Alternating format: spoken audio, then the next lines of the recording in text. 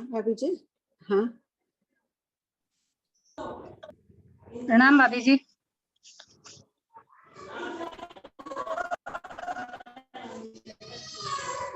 आ, 2 minute call पे है ma'am, बात करेंगे। ठीक 2 है। मिनट। हाँ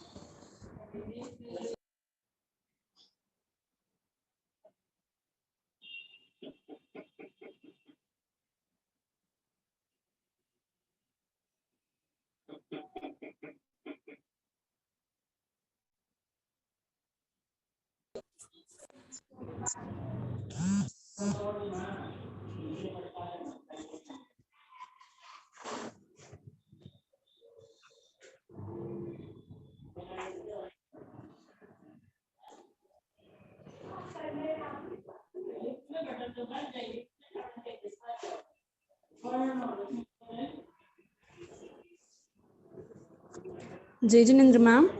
जय जिनेन्द्र। हाँ मैम। प्रणाम भाभी जी। मैं अनम्यूट नहीं हो पा रही हूँ। ज्योति नहीं आवाज मैम, आ आपकी रही है? आवाज आ रही है। हाँ, आप अनम्यूट हो गए मैम, आपकी आवाज आ रही है। कौन पढ़ रहा है आज? किसका नाम आया हुआ है? नाम तो बहुत आए हुए थे। प्रमिला जी सूर्या है क्या? देखो। हाँ, देखते हैं। या और प्रणाम कोई? भाभी जी। हाँ कमलेश बोलो। एक क्वेश्चन नंबर 1161। हाँ मेरू पर्वत के उत्तर दक्षिण में जब 18 मुहूर्त का दिन होता है तब पूर्व पश्चिम में 12 मुहूर्त की रात होती है। क्यों? तो ये तो भारत ऐरावत में भी तो सेम चीज ही होगी, 12 मुहूर्त की रात होगी ना। हाँ इसको एक्सप्लेन कर दीजिए थोड़ा सा। हाँ खाली महाविद्या का क्यों दिया है? वो भी वैसे ही है। जब यहाँ भी 18 मुहूर्त का दिन होगा, टोटल होते ही 30 ही मुहूर्त है एक दिन रात में, तो उस वक्त हाँ यहाँ भी होगा। यहाँ इसलिए देना चाह रही लिखे होंगे कि महाविद्या में उस वक्त 12 मुहूर्त की रात है, तो वहां भी 18 मुहूर्त का ही दिन होता है। हाँ जब यहाँ 18 मुहूर्त का दिन है तो यहाँ हाँ। के पहले सूर्यास्त के पहले ही वहां सूर्योदय हो जाता है। अच्छा। 3 मुहूर्त लगभग, यहाँ सूर्यास्त के 3 मुहूर्त पहले लगभग हो जाता है वहां सूर्योदय। उसी प्रकार पूर्व महाविद्या क्षेत्र में जब रात होती है वही क्रम चलता है पूरा रात दिन का। सभी क्षेत्रों में, जम्बू द्वीप में जितने भी क्षेत्र हैं, युगलिक क्षेत्र आदि, हेमवंत, हिरण्यवत, सभी जगह 18 मुहूर्त का ही दिन होगा। ये नहीं होगा कि जिस वक्त जम्बू भरत क्षेत्र में 18 मुहूर्त का दिन है तो देवकुरु उत्तर कुरु में 18 मुहूर्त का नहीं होगा, या हेमवंत हिरण्यवत में नहीं होगा। सभी जगह समान दिन रहेगा, समान रात रहेगी। ठीक है भाभी जी। लेकिन जैसे भाभी जी, ऐसे तो अपने इंडिया और अमेरिका में भी फर्क हो जाता है रात दिन का अंतर तो। अब उसके विषय में कुछ ज्यादा अपने पास अपनी जैन गणित उपलब्ध नहीं है। अपना पंचांग भी अपने जैन गणित से नहीं बन पा रहा है क्योंकि वो पूरा उपलब्ध नहीं है। अब पता नहीं, लवण समुद्र का आ रहा है, कुछ निश्चित रूप से नहीं कहा जा सकता। ठीक है उपलब्ध भाभी नहीं है इस विषय में कुछ। सब कोई ले लिए प्रत्याख्यान भाव पूर्वक, एकदम अहोभाव पूर्वक लेना। ये नहीं कि हमने 1.5 घंटा का प्रत्याख्यान खाली व्यवहार निभाने के लिए ले लिया। सोचो कितने जीवों को अभयदान दे रहे हैं 1.5 घंटे के लिए। आहार से ममत्व छूट रहा है, जो भी चीज का और भी त्याग करना हो कर लो।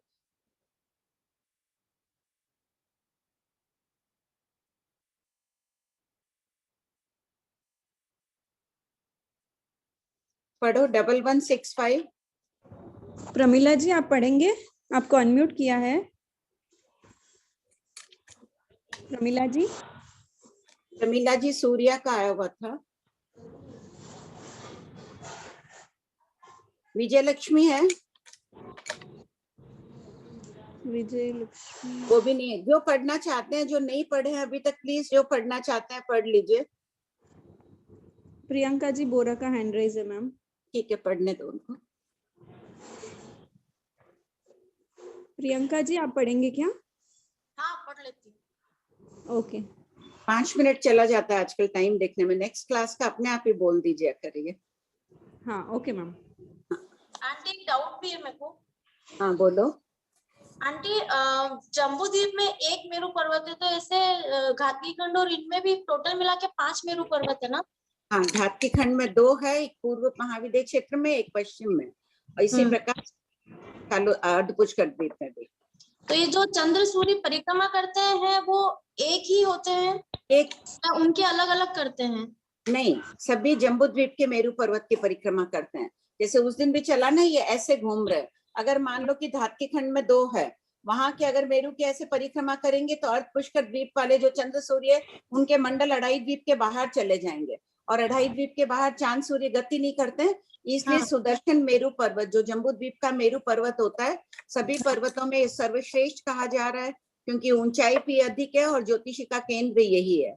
इसी के चारों तरफ परिभ्रमण करते हैं। जैसे मंडल समाप्त हुआ, 184 मंडल ये समाप्त हो गए यहाँ जम्बू द्वीप के चांद सूर्य के। फिर उसके आगे 2 योजन की दूरी से लवण समुद्र के चंद्र सूर्य के मंडल समाप्त हो गए, वो खत्म हुए। फिर कालोददी के समुद्र, उसके आगे आगे गोलाई बढ़ती जा रही है, परिधि बढ़ती जा ये रही जो है। तो 84 मंडल जा रहे हैं ये जम्बू द्वीप के बाहर भी जाते हैं, मतलब पूरे अढ़ाई द्वीप में जा रहे हैं? नहीं, जम्बू द्वीप वाले हैं वो लवण समुद्र में गए, क्योंकि जम्बू द्वीप छोटा है। यहाँ से मेरू पर्वत से 44,820 योजन। कौन है? श्वेता बोर्ड है क्या? मुझे भी अब बोर्ड रखना पड़ेगा। श्वेता है क्या? बोर्ड निकालोगे? एक मिनट मैम, मैं उनको अनम्यूट करती हूँ। उनको होस्ट बना दो ना, बीच बीच में बोर्ड खोल देगी जब बोलने से। अच्छा ओके।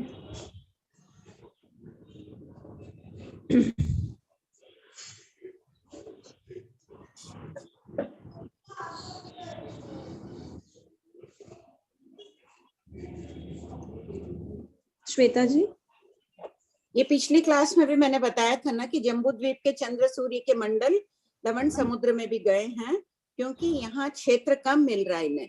किंतु लवण समुद्र विस्तृत है, 2 लाख योजन चौड़ा है, उसके चंद्र सूर्य के मंडल वहीं समा जाते हैं। इसी प्रकार सब द्वीप समुद्रों के समझना चाहिए। ये दिख रहा है क्या श्वेता? हाँ आंटी बोलिए ना। श्वेता बोर्ड खोलो एक बार। 104 लास्ट मंडल बना के 2 योजन दूर से वो बना दो। फिर जैसे लवण समुद्र के खत्म होंगे, उसके 2 योजन की दूरी से कालोददी के शुरू हो जाएंगे, घाटी खंड के शुरू हो जाएंगे मंडल। आंटी नहीं, क्या तो बनाना है आंटी- समझ नहीं। आंटी मेरा डाउट ये है कि वो जो मंडल खत्म होता है ना 184 वाला, हाँ, तो वो जम्बू द्वीप में खत्म होता है या वो कलोददी में आगे भी जाएगा? लवण नहीं, लवण तो तक जाएगा। लवण समुद्र में खत्म होगा।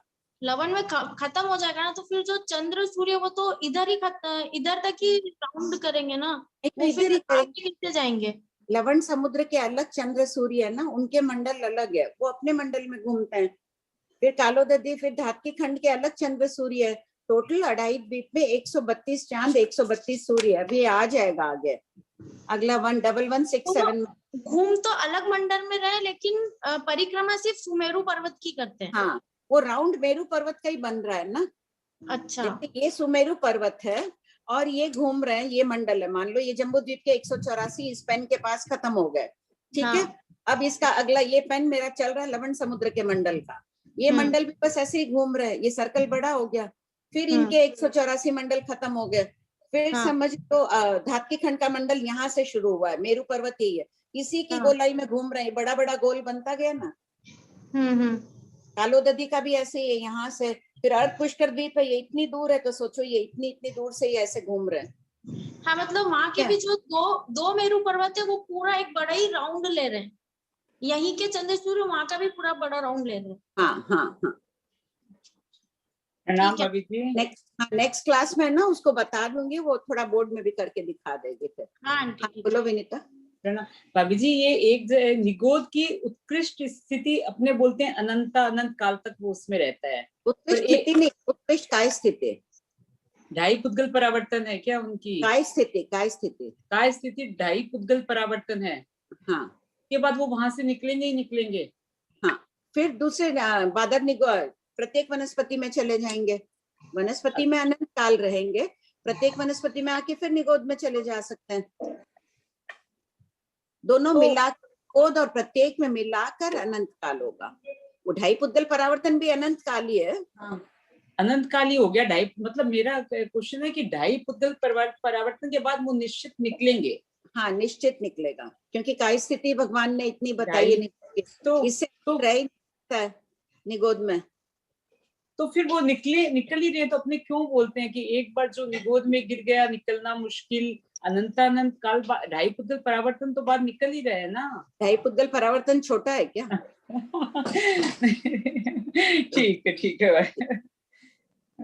हाँ बोलो सुधा। प्रणाम भाभी जी।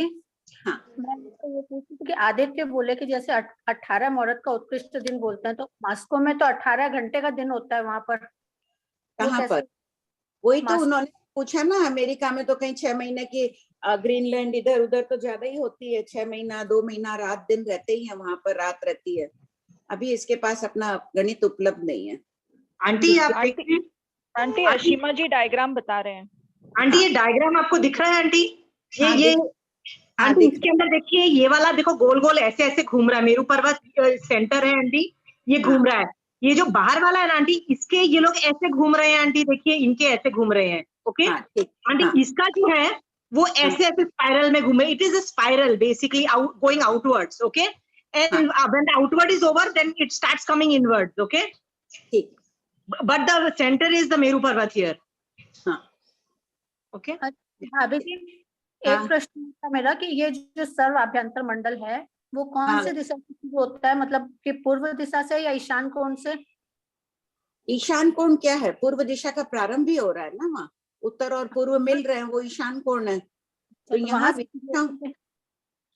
है व्यवहार में तो अपन कहते हैं सूर्योदय पूर्व दिशा में हो रहे हैं। यहाँ भगवान महावीर ने, गौतम स्वामी ने उसी प्रश्न किया है, विदिशाओं से प्रश्न किया है। अच्छा, नहीं तो मतलब वहां से शुरू होता है क्या? मतलब पूर्व दिशा से समझ लीजिए कि वो, और फिर वापस सर्व आभ्यंतर मंडल, सर्व बाह्य मंडल है वो भी फिर वहीं पर ही खत्म होगा। सभी क्योंकि सभी क्षेत्रों को प्रकाशित सर्वप्रथम पूर्व दिशा में करता है। पूर्व महाविद्य क्षेत्र में आ रहा है, ईशान कोण हो रहा है वहां, तो पूर्व महाविद्य क्षेत्र पहले प्रकाशित हो रहा है। फिर जब भरत में भी आ रहा है तो वैसे ही आता जा रहा है। तो ईशान कोण को केंद्र बता दिया, पूर्व महाविद्य क्षेत्र से प्रारंभ करके वहीं पे अंतिम आ रहा है, गोलाई वहीं पूरी होगी ना, वापस ईशान कोण में। सर्व आभ्यंतर मंडल बाह्य मंडल है वो भी उसका जो लास्ट होगा वो वहीं खत्म होगा, फिर उसके बाद से वहां से ये लवण समुद्र के शुरू होंगे, उसी की 2 योजना। नहीं, वहां से अपने जम्बू द्वीप वाले तो सुधा वापस अंदर आने लग जाएंगे ना। वो तो ठीक है, फिर लवण समुद्र के जो होंगे वो वहीं, मतलब उसी के उनका वहीं से अपना शुरू होगा। हाँ ठीक है, उनका भी ईशान कोण ही होगा, अपने पास है नहीं ईशान कोण ही होगा। उसी प्रकार प्रकाश आदि का कुछ रहता है, प्रारंभ सबका ईशान कोण ही होगा, हर एक द्वीप समुद्र का। ठीक है। हाँ। पढ़ो। हाँ पढ़ो। प्रश्न नंबर 1164। लवण समुद्र यावत अर्ध पुष्कर द्वीप तक का समग्र कथन जम्बू द्वीप की तरह करना चाहिए, तो क्या लवण समुद्र और कालोदधी समुद्र के भी दक्षिणार्ध और उत्तरार्ध में आरो का परिवर्तन और पूर्व पश्चिम में अवस्थित काल होता है? उत्तर हाँ। प्रश्न 1165। अवसर्पिणी काल किसे कहते हैं? उत्तर, जिस काल में जीवों के सहनन और संस्थान उत्तरोत्तर हीन अथवा न्यून होते जाते हैं, आयु और अवगाहना घटती जाती है तथा उत्थान, कर्म, बल, वीर्य और पुरुषकार पराक्रम का क्रमशः ह्रास होता जाता है। पुद्गलों के वर्ण, गंध, रस और स्पर्श हीन होते जाते हैं एवं शुभ भावों में कमी और अशुभ भावों में वृद्धि होती जाती है, उसे अवसर्पणी काल कहते हैं। यह काल 10 कोड़ा कोड़ी सागरोपम का होता है। इसके 6 विभाग यानी आर्य होते हैं। इसे अर्ध काल चक्र कहते हैं। इसे निष्ठा है ना, देखो शुभ भावों में कमी और अशुभ भावों में वृद्धि। आचार्य श्री भी कह रहे हैं कि इस छठे आर्य की ओर अग्रसर हो रहे हैं, व्यक्ति के स्वभाव में ये है, लेकिन आगम क्या चेताते हैं आगमों का अध्ययन कर रहे हैं, तब वो अपवाद हो जाता है कि शुभ भावों में अपन वृद्धि कर रहे हैं ना, प्रतिदिन शुभ भावों में वृद्धि हो रही है पहले की अपेक्षा। हाँ। पढ़ो। प्रश्न 1116 उत्सर्पिणी काल किसे कहते हैं? उत्तर। इसमें ना, इस क्वेश्चन में अंडरलाइन कर लो, शुभ भावों में कमी में हमें इसका अपवाद रूप बनना है। उत्तर। इसका क्या करना है, हमें अपने अशुभ भावों में कमी करनी है और शुभ भावों में वृद्धि करनी है। थोड़ा सी वर्ड अपने लिए बदल लेना, ठीक है। खाली कॉपी में ही नहीं बदलना है, बदल के वास्तव में बनना है अपन सबको वैसे ही। हाँ, पढ़ो। उत्तर। जिस काल में जीवों के सहनन और संस्थान उत्तरोत्तर अधिकाधिक शुभ होते हैं, आयु और अवगाहना बढ़ती जाती है तथा उत्थान, कर्म बल, वीर्य और पुरुषकार पराक्रम की उत्तरोत्तर वृद्धि होती जाती है। उद्गलों के वर्णादि शुभ होते जाते हैं। अशुभतम भाव क्रमशः अशुभतर, अशुभ, शुभ, शुभतर होते हुए शुभतम हो जाते हैं एवं उच्चतम अवस्था आ जाती है, उसे उत्सर्पिणी काल कहते हैं। यह काल भी 10 कोड़ा कोड़ी सागरोपम का होता है।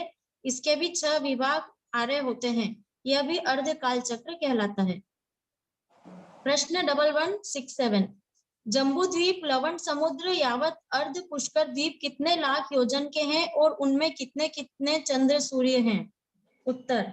जम्बू द्वीप 1 लाख योजन का वलयाकार, 2 चंद्र और 2 सूर्य। लवण समुद्र 2 लाख योजन का वलयाकार, 4 चंद्र और 4 सूर्य। तीसरा घातकी खंड द्वीप 4 लाख योजन का वलयाकार, 12 चंद्र 12 सूर्य। चौथा कालोदधी समुद्र 8 लाख योजन का वलयाकार, 42 चंद्र और 42 सूर्य। फिफ्थ अर्ध पुष्कर द्वीप 8 लाख योजन का वलयाकार। उसको ठीक कर लेना, वहां किताब में 16 लिखा हुआ है ना, 8 कर लेना। अर्ध पुष्कर द्वीप 8 लाख योजन का वलयाकार, 72 चंद्र और 72 सूर्य। अढ़ाई द्वीप और 2 समुद्रों की लंबाई चौड़ाई 45 लाख योजन है और यहाँ कुल 132 चंद्र और 132 सूर्य हैं।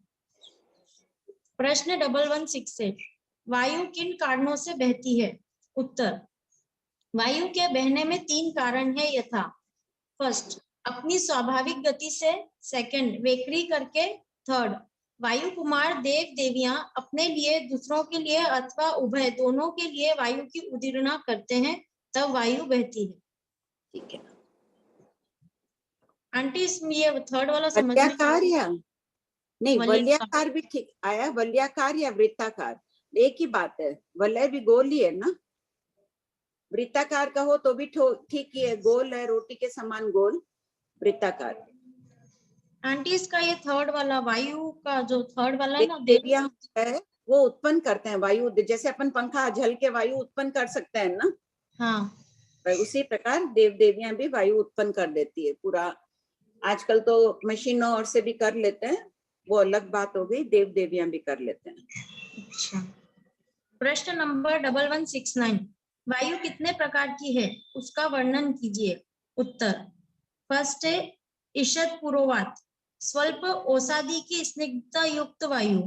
सेकंड, वनस्पति आदि के लिए लाभदायक और हितकर वायु।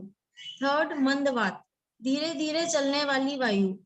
फोर्थ, महावात, उद्दंड प्रचंड और तूफानी वायु। ये चारों प्रकार की वायु सभी दिशाओं में बह सकती है। जैसे पूर्व दिशा विशाल है तो पूर्व दिशा के अनेक विभाग हो जाते हैं, कहीं बीच में जंगल, कहीं पर्वत आदि, तो किसी विभाग में प्रथम प्रकार की वायु, किसी में दूसरे प्रकार की वायु है, लेकिन एक ही विभाग में 2 प्रकार की वायु नहीं बहेगी। प्रश्न 1170 मंदवात आदि वायु किन कारणों से बहती है? उत्तर। फर्स्ट, मंदवात 2 कारणों से बहती है, स्वभाव से और वायु कुमार उदीरना करते हैं तब। सेकंड, शेष 3 प्रकार की वायु इन 2 कारणों से बहती है, वेकरी से और वायु कुमार द्वारा उदीरित होने पर।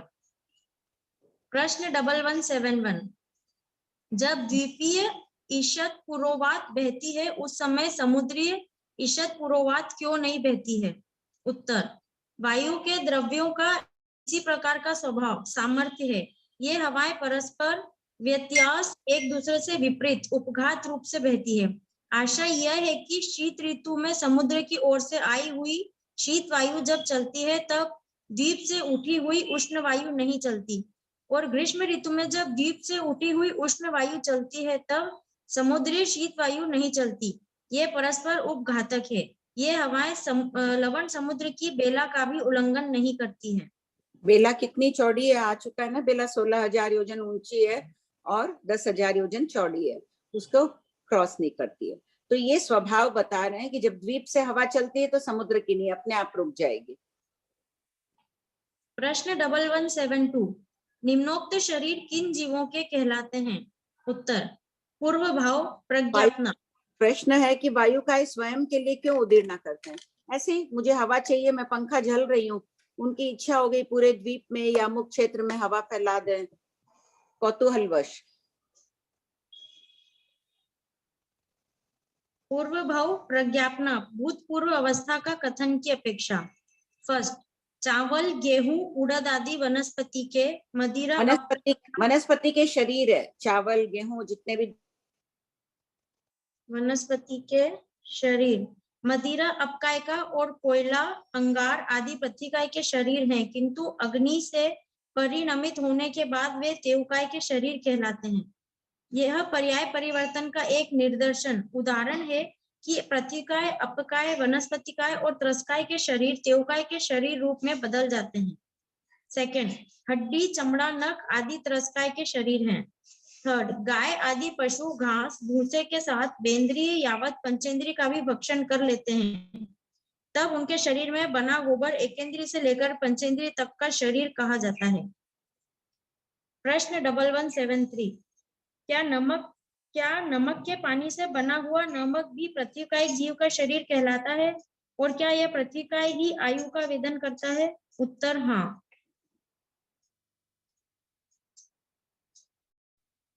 शब्द श्रवण शतक 5 उद्देशक 4 पूर्वापर संबंध।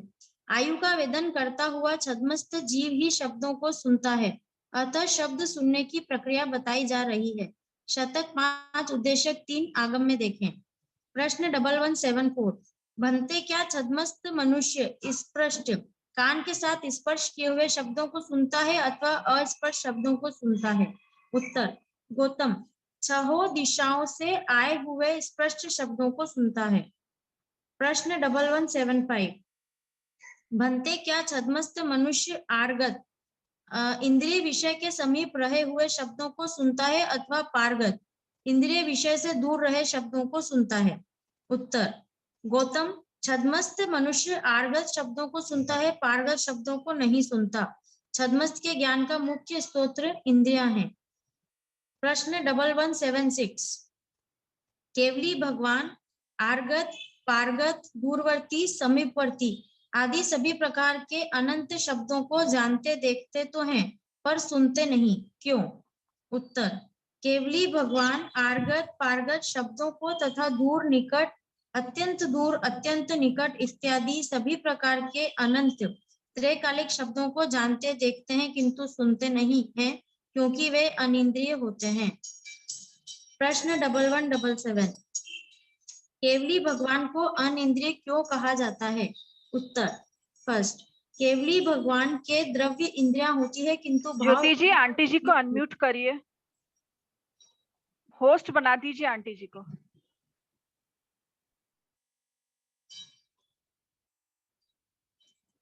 एक अनम्यूट।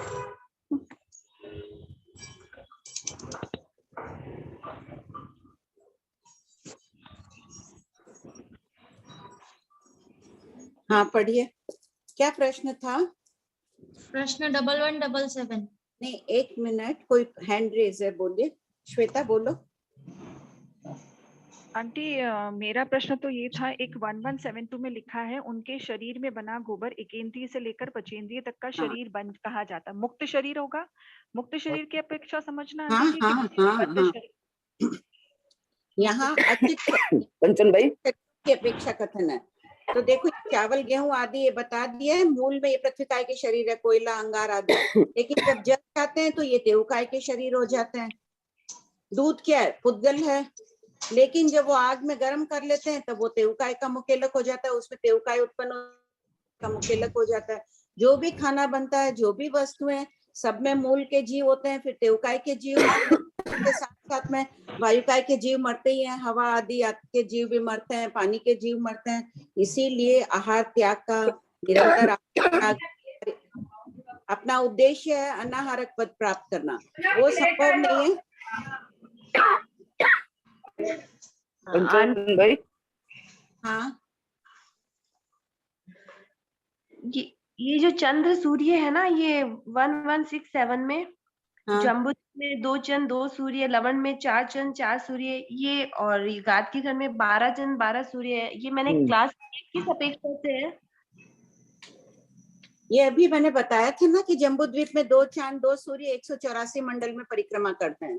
लवण समुद्र के जो 4 चांद 4 सूर्य वो अपने मंडलों में परिक्रमा करते हैं। सभी क्षेत्र प्रकाशित होते हैं ना, अढ़ाई द्वीप का प्रत्येक क्षेत्र चंद्र और सूर्य से प्रकाशित होता है, दिन और रात होते हैं वहां। नहीं तो ये अर्ध पुष्कर में तो बेहतर सूर्य है क्या वहां पे? हाँ, इतना बड़ा है ना, 8 लाख योजन का है, तो 72 चांद 72 सूर्य है। टोटल तो 144 है, लेकिन आधे परिक्रमा नहीं करते हैं क्योंकि स्थिर है अढ़ाई द्वीप के बाहर।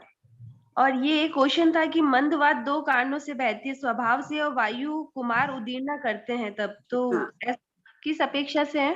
वायु कुमार आजकल तो जैसे देखो वैक्यूम क्लीनर होता है, हवा तेज चला देते हैं, उससे हवा से क्लीनिंग हो जाती है हवा, वैसे नहीं, वायु कुमार देवता होते हैं, वो वायु चाहे तूफान ले आते हैं, मंद मंद हवाएं चला देते हैं, उनकी रुचि का विषय है हवा पैदा करना, हवा उड़ाना। अच्छा, और शेष 3 प्रकार की वायु इन 2 तीर्थंकर भगवान के जन्मोत्सव पर भी जब निर्वाण कल्याणक आदि भी जब होते हैं उनके, तो वायु कुमार वायु की उदीर्णा करते हैं, यानी वायु उत्पन्न करते हैं।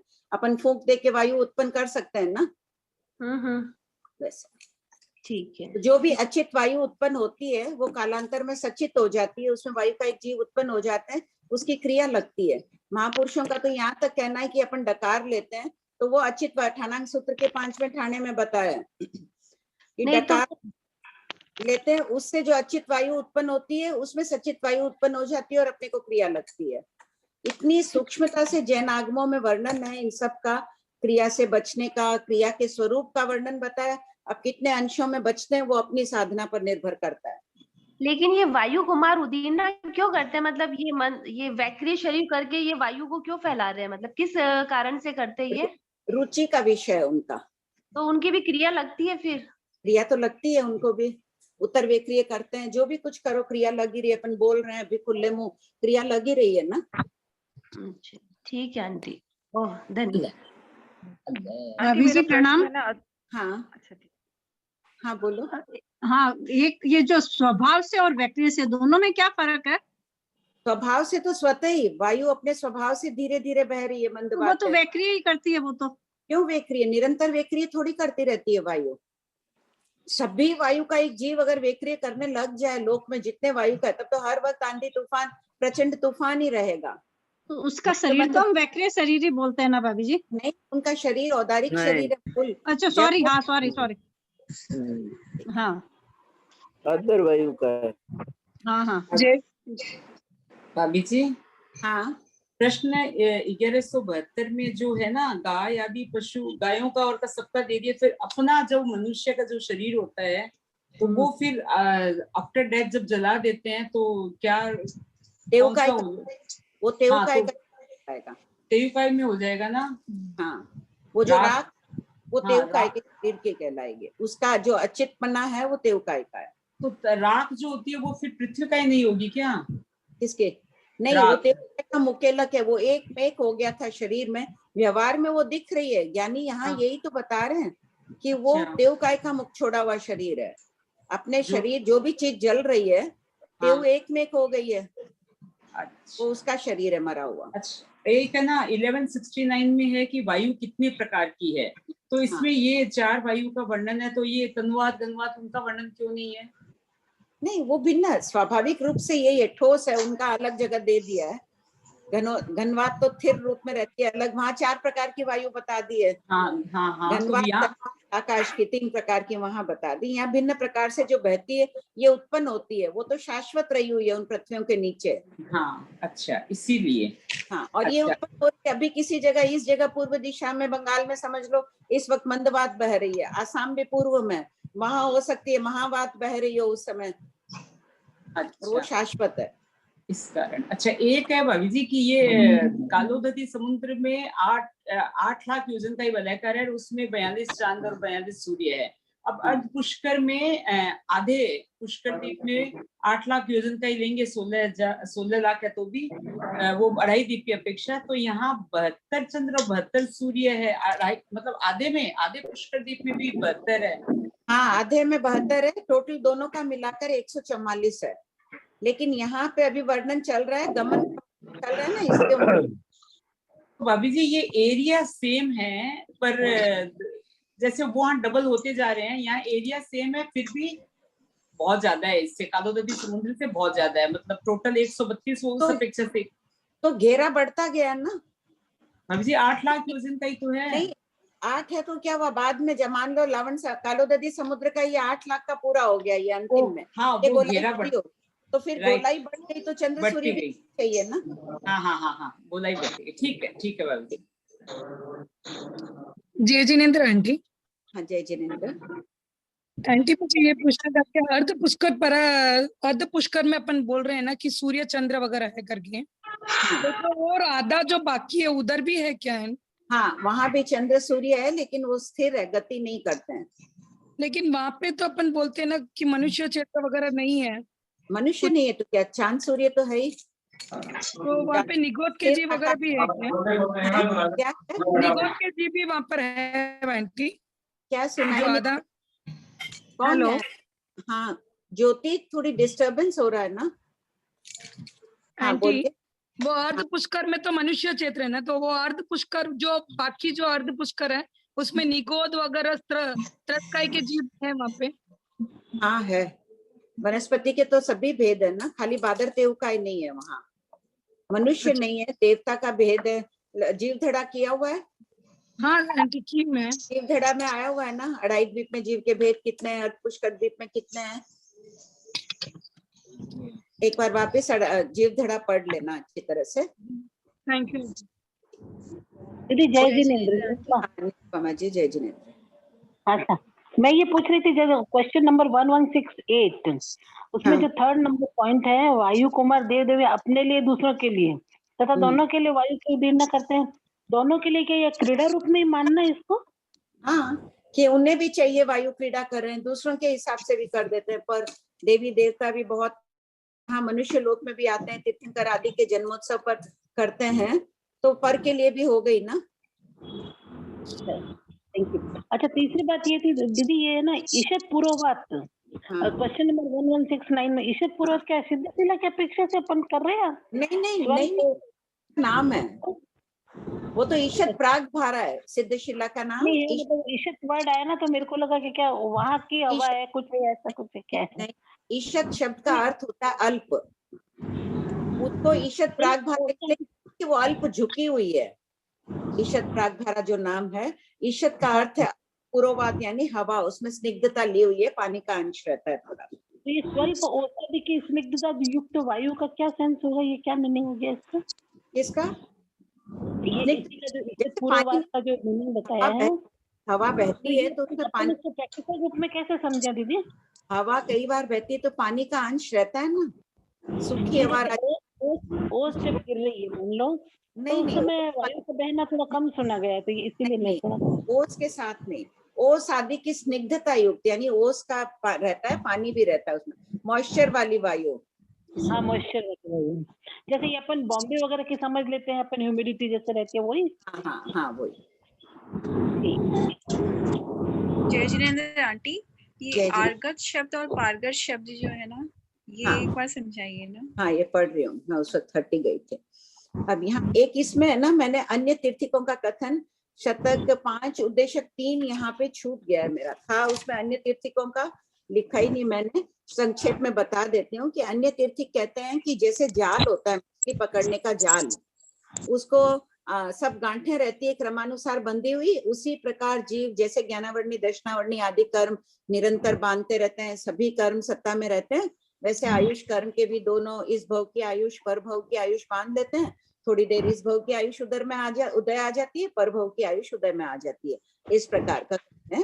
तो गौतम स्वामी ये प्रश्न पूछते हैं, अन्य तीर्थिक भी विशाल परिषद होती है भगवान महावीर का जब समवसरण लगता है तब, तो गौतम स्वामी भगवान महावीर समवसरण यानी त्रिगढ़ाई नहीं समझना, जो प्रतिदिन वो देशना देते हैं ग्राम नगर पूर्व पाटन में विचरण करते हुए, वहां भी गौतम स्वामी पूछते हैं कि कई अन्य तीर्थिक फिर बोध प्राप्त कर जाते हैं और सम्यक दृष्टि भी बन जाते हैं।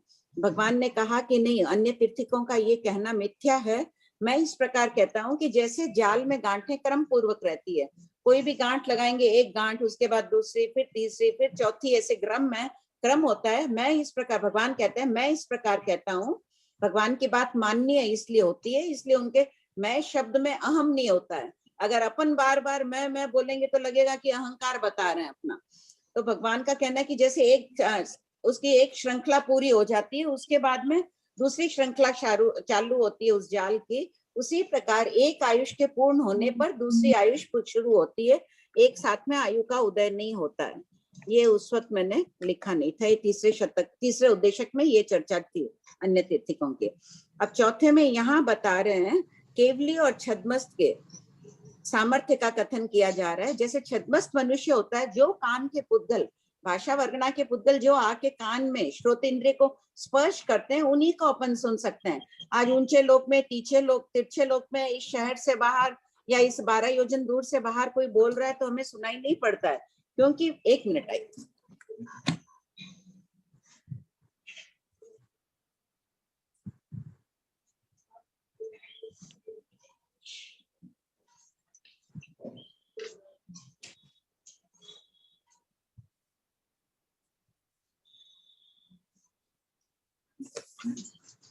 श्रोतेंद्रिय जगन्य अंगुल के असंख्यात में भाग उत्कृष्ट 12 योजन दूर से आए हुए पुद्गलों को,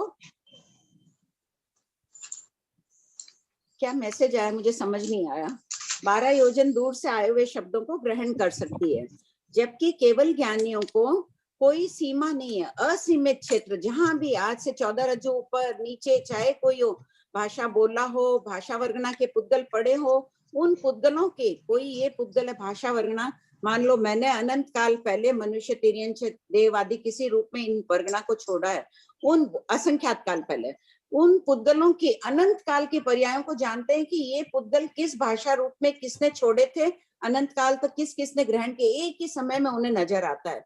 यहाँ केवल ज्ञान की महत्ता बताई जा रही है। जब छद्मस्त मनुष्य सिर्फ 12 योजन दूर भी इतनी ऊंचाई के कैसे, कोई ये बादल आदि गरजते हैं वो चले जाते हैं, तोप आदि है।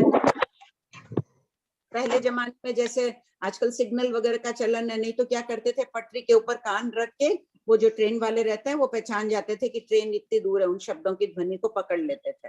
उनका सामर्थ्य बताया गया।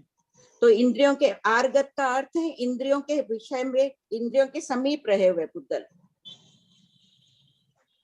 और पारगत का अर्थ है इंद्रियों से दूर रहे हुए पुद्गल। धन्यवाद। प्रणाम साहब, जय जिनेन्द्र। हाँ, जय जिनेन्द्र। मैं ये कह रही थी, अड़ई द्वीप में और धातकी खंड में जो चंद्र सूर्य दिख रहे हैं, वो जो आज सूर्य दिख रहा है वो नेक्स्ट कितने दिन बाद देखेंगे, जब 72 सन एंड 72 मून है? तो वहां का अपने पास गणित पूरा नहीं है कि वो एक क्षेत्र को कितना, इतने बड़े बड़े उनके घेरे बन जाते हैं। अपने को अपना जम्बू द्वीप का पता है कि आज जो है तो वापस परसों आ जाएगा, कल नहीं परसों आ जाएगा। वहां एक दिन बाद आते हैं, 2 दिन बाद आते हैं, अभी अपने पास उपलब्ध नहीं है। अच्छा, एक चीज और है कि जैसे यहाँ राजस्थान में मई जून में बहुत ज्यादा आंधी तूफान आता है, तो क्या उत्तर विक्रिया उसी समय वायुकाई के जीव ज्यादा करते हैं या कैसे है? होता ही होगा, उस क्षेत्र को, इस क्षेत्र का स्वभाव होता है वहां पे।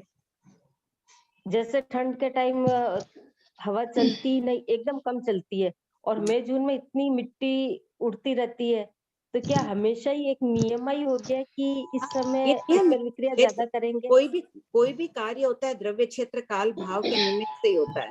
तो वो क्षेत्र निमित्त है, वो वातावरण वहां का निमित्त है, काल निमित्त है। जैसे केशर होती है सर्दी में ही उगती है, अमुक अमुक पहाड़ी क्षेत्रों में ही उगती है। ठीक है, अब कहीं कहीं जयपुर में भी कोई उगा दिया, वो एक अलग बात हो गई, सामान्यतया। और कोई है यूक्लिप्टस के पेड़ है, वो ऊटी साइड में ही ज्यादा उगते हैं, तो वो उन्हीं क्षेत्रों में होते हैं। आम कहीं होते हैं, कहीं नहीं होते हैं। उसी प्रकार वायु भी उन क्षेत्रों में उस समय में ही होती है। ये सब तथा स्वभाव।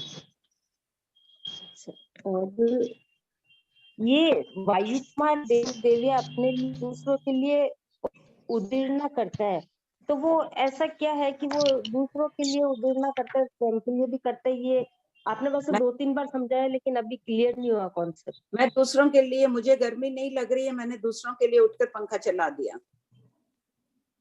अच्छा, और स्वयं के लिए लग रही है तो स्वयं के लिए चला लिया। दोनों को लग रही है, दोनों के लिए चला दिया। एक सामान्य उदाहरण दे रही हूँ, उसी प्रकार वो भी। हाँ, धन्यवाद, प्रणाम। हेलो, हाँ प्रणाम भाभी जी। हाँ, जय जिनेन्द्र। हेलो, हाँ बोलिए, आवाज आ रही है आपके। हाँ, ये प्रश्न है ना 1167, इसमें लिखा हुआ हाँ। है अडाई द्वीप और 2 समुद्रों की लंबाई चौड़ाई 45 लाख योजन है। हाँ। तो ये जो पांचों दिए हैं, अडाई द्वीप और 2 समुद्र, इनके ये जो 1 लाख योजन वलयाकार जो दिया हुआ है, हाँ। इनको प्लस करके किया है कि इनकी अलग ही 45 लाख नहीं, योजन है? इनको प्लस करो, 1 और 2 टोटल कितने हुए? ये तो एक साइड का दे दिया है, कोई भी चीज गोल चीज घूमेंगे ना, इधर का दे दिया तो कितना आया? 1 और 2 3 और 4 7 दूनी 14 15, 15 और 7 8। और चारों साइड का दिया है क्या ये? नहीं, चारों नहीं, 2। लंबाई चौड़ाई कैसे गिनेंगे इधर के? अच्छा, तो लंबाई इधर चौड़ाई, की हाँ, 2 साइड का 22 इधर की, 22 इधर की, और फिर जम्बू हाँ। द्वीप का 1 45 हो गया। 45 हो गई, लवण हाँ। समुद्र 2, लवण समुद्र, धात्की खंड, अर्ध पुष्कर, कालोदधी, अर्ध पुष्कर द्वीप, ये टोटल हो गए 22 इधर पूर्व दिशा में, और 22 तरफ हो गए 44, और बीच का एक जम्बू द्वीप, 45 लाख टोटल। 45 लाख। चाहे लंबाई चौड़ाई गोल चीज की, चाहे इधर से बोलो चाहे इधर से बोलो, वो 45 ही रहेगी। यहाँ भी 45 हो गई, इस तरफ भी 45 हो गई। ठीक है सुमन, हो हाँ गया? हाँ, और हाँ, एक ये ना 1169 में जो दिया है, फर्स्ट जो वायु दी है ना, ईसत पूर्ववात, हाँ, इसमें दिया है स्वल्प औषधि की स्निग्धता युक्त वायु। इसका ये औषधि क्या है? ये ओस जो गिरती है वो ओस जो गिरती है ना, पानी। अच्छा, उसकी पानी की अपेक्षा की स्निग्धता युक्त, जो उन्होंने अभी कहा ना, मॉइस्चर से रहता है पानी में। अच्छा अच्छा, हाँ हाँ, ठीक है, हाँ, आ गया समझ।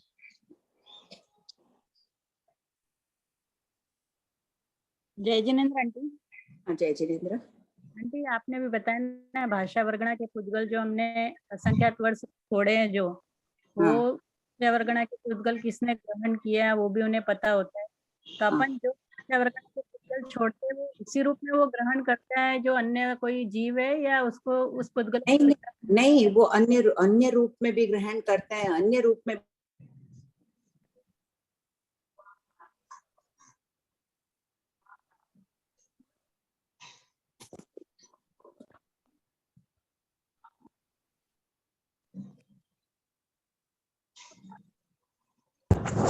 आवाज नहीं आ रही है मैम।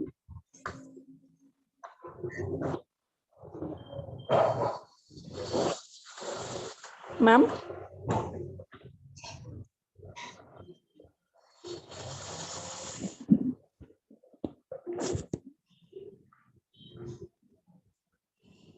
श्वेता जी, आवाज आ रही है आपको? नहीं आंटी का नेटवर्क शायद लाइट का इश्यू ना हुआ हो।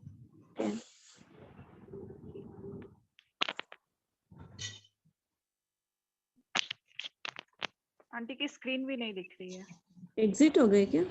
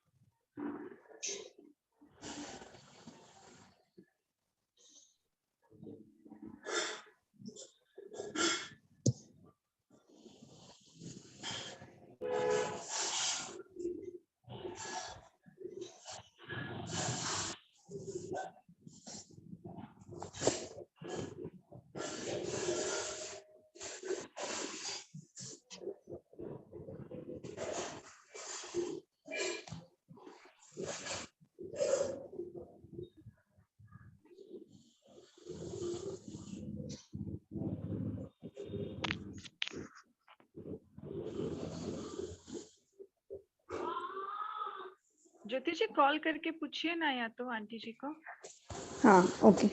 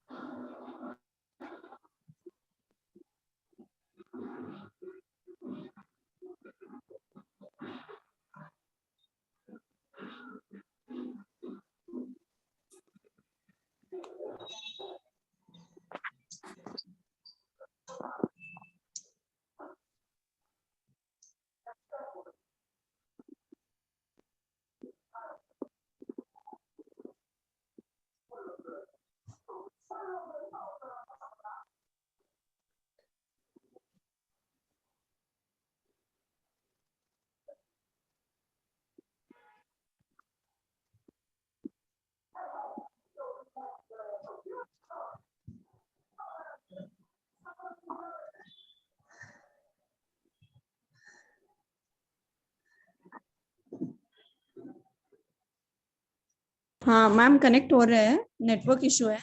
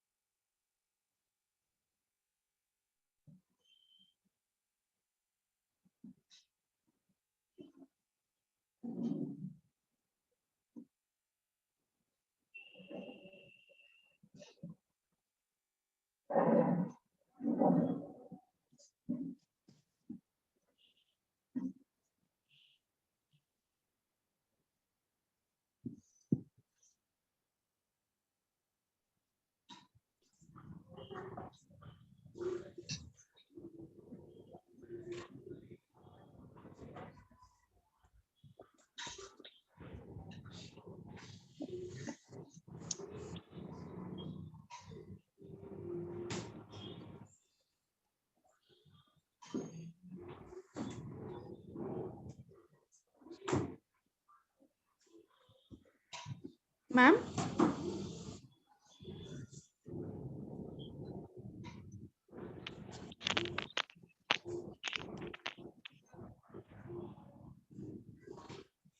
मैम आप जुड़ गए क्या? नहीं हुआ आंटी, अभी नहीं दिख रहे हैं। देखिए सुभाष जी कांकरिया का नाम से जुड़े हैं क्या? एक मिनट।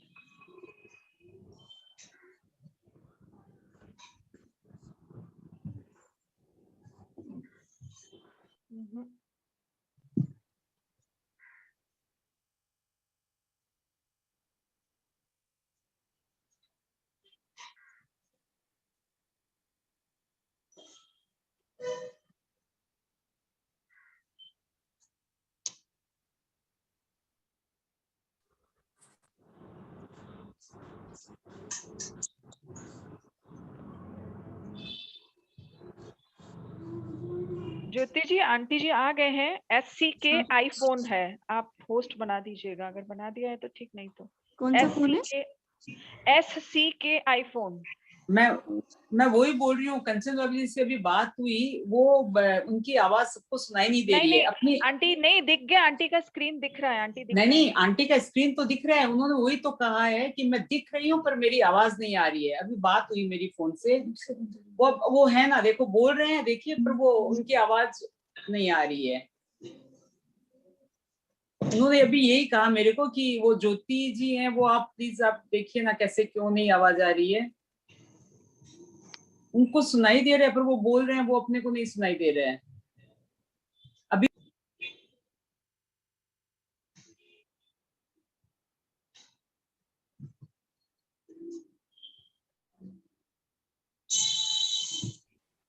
श्वेता जी,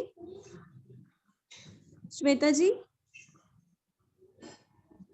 श्वेता जी,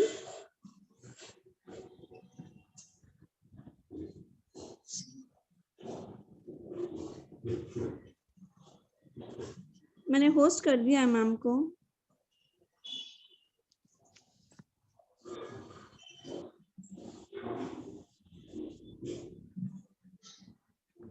श्वेता जी,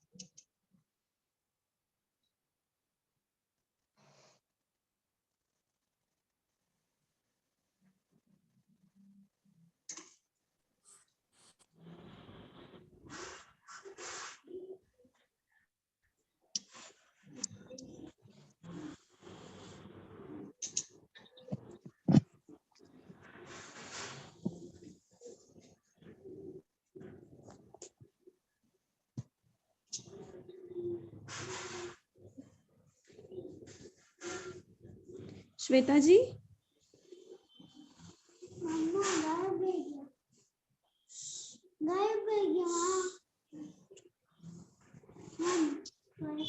ज्योति जी, हाँ शायद श्वेता जी एग्जिट हो गए हैं। श्वेता जी नहीं है क्या? आंटी को अनम्यूट किया क्या आपने? हाँ वो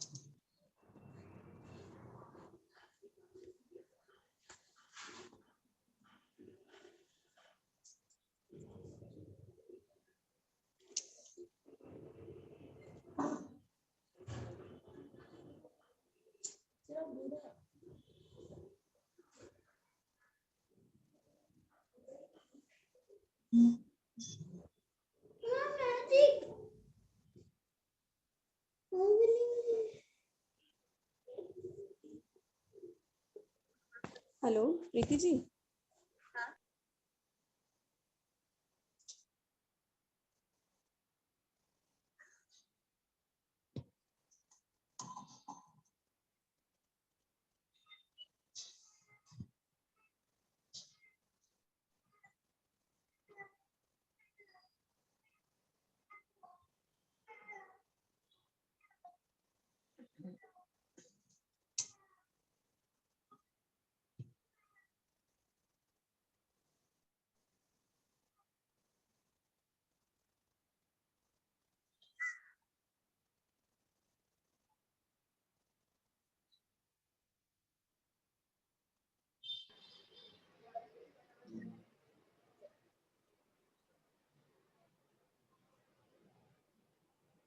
गुलाब जी बोत्रा। हाँ जी जय जिनेंद्र। हेलो हेलो, एक सेकेंड। हाँ गुलाब जी। हाँ जी जय जिनेंद्र, ये वल्लेकार का क्या मतलब होता है? अर्थ? एक मिनट, हाँ एक मिनट। हाँ अब आवाज आ रही है मेरी? हाँ जी हाँ, वलयाकार हाँ जी। यानी गोल, गोल। वृत्ताकार, वलयाकार, गोल। अच्छा, एक ये जो आपके बुक है तो बुक आ गई क्या? वहां पर तो अभी फोन किया था तो कहता अभी आई नहीं है। नहीं, वो बुक है ना, सोमवार तक दे देगा पब्लिशर शायद, तो सोमवार से ही बंटनी शुरू हो जाएगी। बात ठीक है है तो। इस सोमवार को देने की। क्यों, मैं बीकानेर जा रही हूँ तो गुरुदेव के, तो मैं क्या वहां से ले आऊंगी हाँ, अर्थी। हाँ ठीक है, धन्यवाद। नम्रता जी।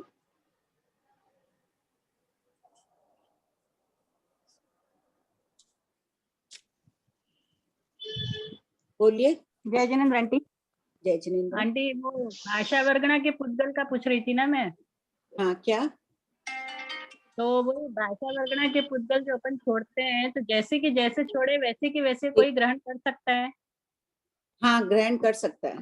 जैसा अपन ने बोले वैसी की वैसी, जैसा छोड़े वैसे ही दूसरा ले सकता है, वैसे ही। दूसरे ने उसी रूप में ले लिया और अन्य रूप में परिणत करके छोड़ दिया।